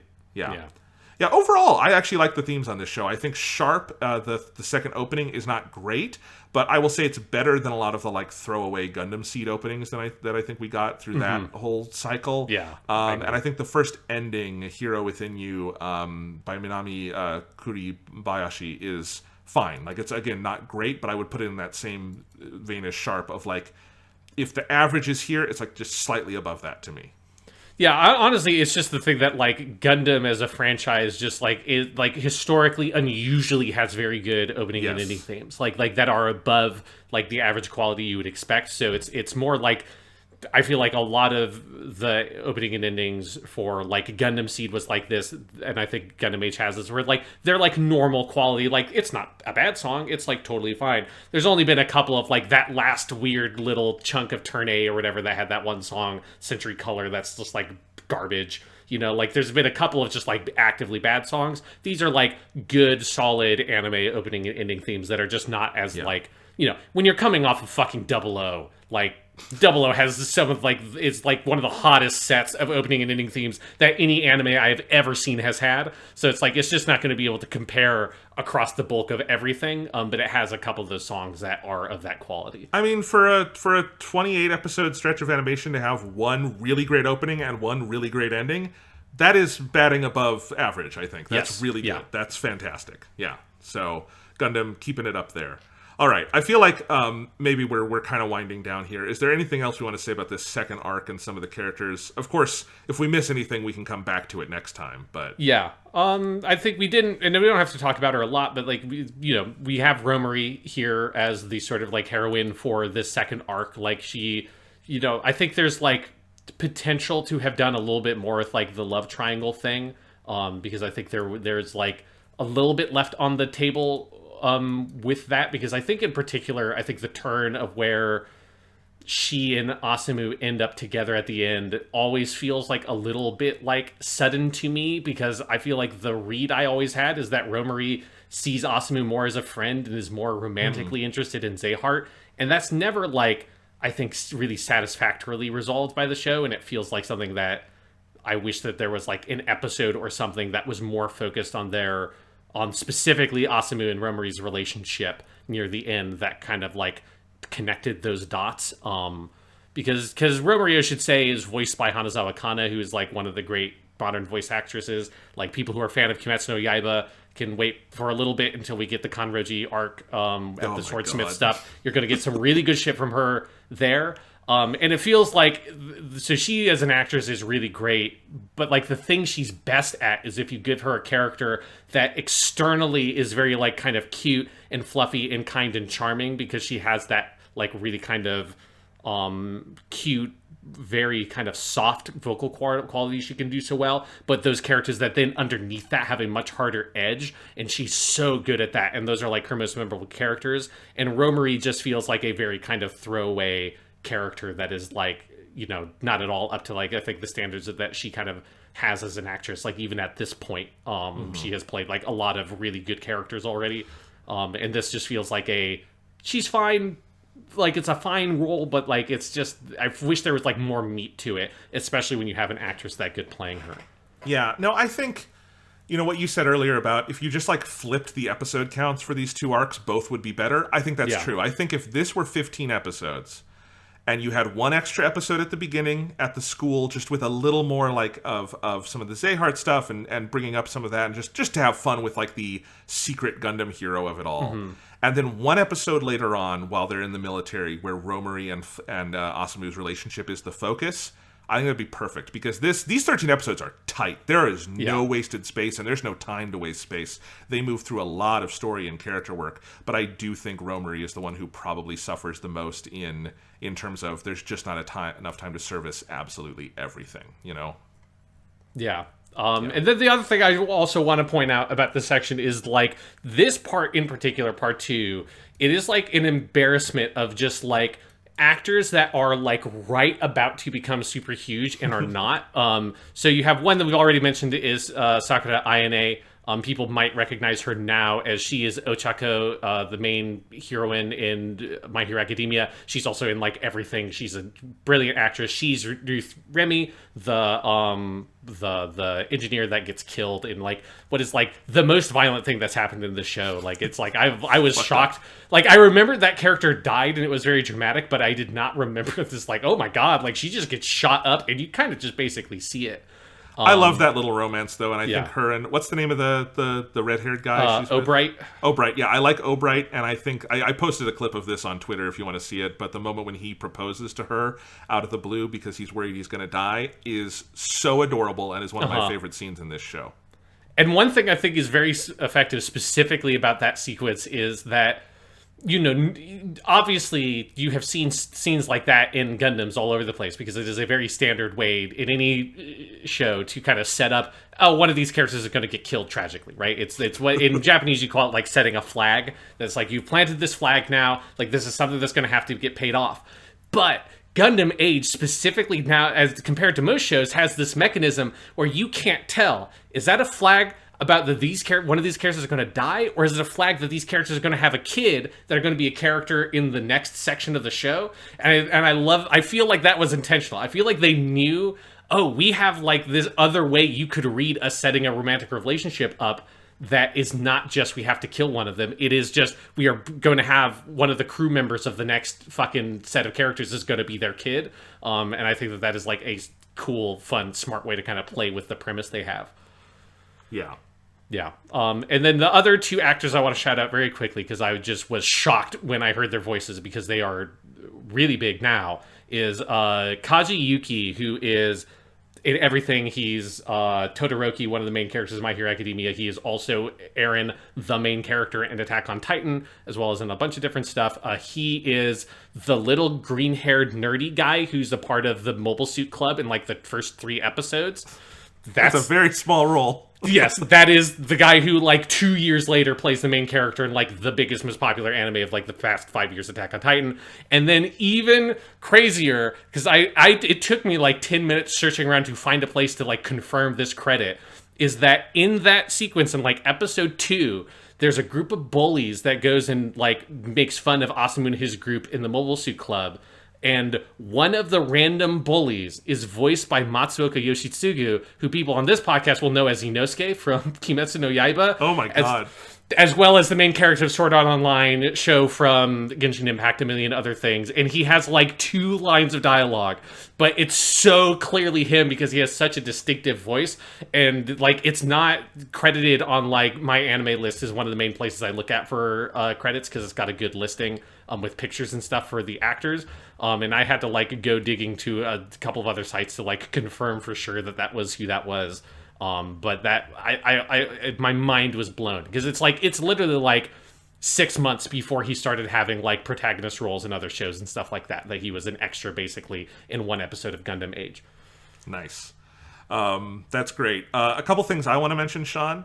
I think the music in this show is not like top shelf best of all time Gundam. I think it's a good score, though. I think it's got some really effective moments. The composer is a guy named, or actually I don't know their gender, Kei Yoshikawa. I cannot find a lot of credits for this person. They might be in like the Sunrise sound department because they worked on Inuyasha before this. But anyway, I do think it's a solid score, and I think the way like they have themes from part 1 and then themes from part 2, and near the end of part 2, some of the themes from part 1 come back around Flit. I think there's some very solid stuff there. And then I also want to give a shout out to, we haven't talked a ton about the mobile suits in part 2. There's a lot of good ones, but Zehart's main mobile suit, the Zadra, is... It will be on my list next year for our year 3 top 10 mobile suits. It is a phenomenal mobile suit. It is like the best evolution of the, because my one problem with the Yui stuff in part 1 is I think it all looks a little samey, and at a certain point it reminds me of like dragons on Yu-Gi-Oh cards. It's just all kind of a blur, and I think the Zadra takes a lot of those basics and then makes it very distinctive. I love the red and orange color scheme. I particularly love anytime you see it from the back and like the orange vents on the back and some of that stuff. It is a really cool mobile suit that in motion they do a lot of really cool striking stuff with. Definitely my favorite on this show so far. Yeah, I saw the red mobile suit come up and it was like, there's Jonathan's one. He's there's Jonathan's favorite mobile suit in this show. It's already here. But it's good, right? It's a good mobile suit. I definitely think for me, I think the best mobile suit of what we've seen so far is the Gundam Age 2 Double Bullet, because it's basically like a fusion of the Zeta Gundam, which is the obvious inspiration for the Age 2 with it transforming into a plane and all that, and it's combining that with the O Riser attachment on the 00 Gundam, which you kind of talked about. I think it's just like a really... I mean, you like your red mobile suits. I like my Gundam with wings. We know what we like on this podcast, and specifically the second part of Gundam Age happens to have both of those things in really good designs. Yes.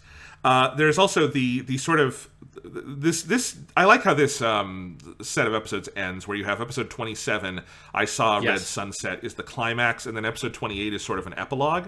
But the ending of that episode, I saw Red Sunset, which is the first time you get to Earth on this show. This show takes longer to get to Earth than I think any Gundam. Right? There's no other Gundam where it takes this long.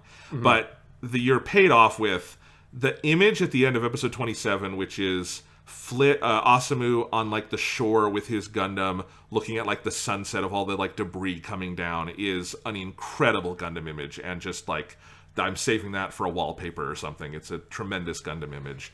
Yes, and specifically for it to be, it's the culminating point really of this arc, because it basically, this arc is like those 27 episodes and then this epilogue 28, which kind of is like a way to sort of see these characters like to an end point for the story and like kind of set up the political stuff that then will be picked up in arc 3. Right. For the culmination of this to be Asamu landing on Earth and seeing the sunset, and the sun's like gigantic. It's basically like he landed like at the same beach at the same time where everyone in G Gundam is seeing off Master Asia at the end. Yes. And the east is burning red, right? It's like this crazy giant sunset. And that to be the ending is he, as you said earlier, like a big part of Asamu's arc really is him like trying to figure out what is he fighting for, and like what are we fighting for, like what is this war about, like why am I being involved, what are his motivations, and all the weird jealousy and living up to his dad and all that. And for like the part of the answer that the show is giving is that this fight is about this, it is about the Earth, and it's like the first time you as the audience on this show have seen the Earth, and it's the first time Asamu as a character has seen the Earth, along with like Zehart, who you don't see in that sequence, but you know that he's coming down onto Earth also in the same sort of like debris fall. And that being the like big kind of mic drop moment of this arc of the show, leading then into arc 3, which is going to start on Earth, right? Like you see this, like, this is what it's about. We're finally here. Like all of these conflicts originate from here. They are about coming back to here. And it's about, you know, in a very Gundam-esque fashion, it is about us being unable to escape the gravity of Earth, literally and symbolically. And that moment there with the sunset is a very, like, striking visual, like, punctuation mark, showing you that right at the end of this arc. 100%. And I do think that final episode, Upheaval in the Earth Sphere, is very good. I like that we finally get some payoff to everything we've been hearing about with the Earth government and what they've been up to with the Vegans. And it's mostly set up for whatever's going to come next, but I think it's good. And I think the final kick of Flit in that scene saying, my goal is to exterminate all of them, and the corrupt president, just being so horrified by that, as we are, it's a very strong ending. Yeah, and then you have Asamu and Romary get married, and Flit is not at that wedding. I don't know if you noticed that, but like you see a bunch of people there, and Flit's not there. I will flick that scene again. That's great. Yeah, that's an interesting point. He is, you know, very committed to his fucking mission, right? And it's like a very like kind of dark, weird ending of where, you know, Asamu has found some sort of like revelation and found himself, has found some happiness, but you know that like the world is being set on the wrong course and being steered in the wrong direction by Flit, who has basically like taken control of the Earth Federation at that point, and and as you get this narration saying like he led basically like, you know, a purge, like a purge. The kind of language you hear out of like communist China or something, right? Yes. Just like get rid of all the dissidents within the Earth Federation. And then, you know, in the next part, we will then pick up with a third and final Gundam boy, Kyo, who looks shockingly, weirdly like his mother and not like Asamu. And to see what happens as he discovers his grandfather's Gundam. But, you know, it's his grandfather, right? So we're going to pick up a good chunk of time later, kind of seeing the outcome of everything that's happening here. Next time on Mobile Suit Gundam, or Weekly Suit Gundam, I am very excited to watch the rest of this show and talk about it with you, Sean, because I will say I liked this show coming into this discussion. I like it way more after talking about it for 3 hours. This is a good fucking show. Yes, yeah, I'm very happy that, like, as I said at the top of this podcast, like, I kind of had, like, mixed sort of, like, feelings on the show from my memory, which were kind of vague, and the show hadn't sat a lot in my memory. And yeah, coming out of this conversation and watching the show again, I think it is a really good Gundam. And I'm really excited to revisit this second half and see how Gundam Age comes to a conclusion next time on Weekly Suit Gundam.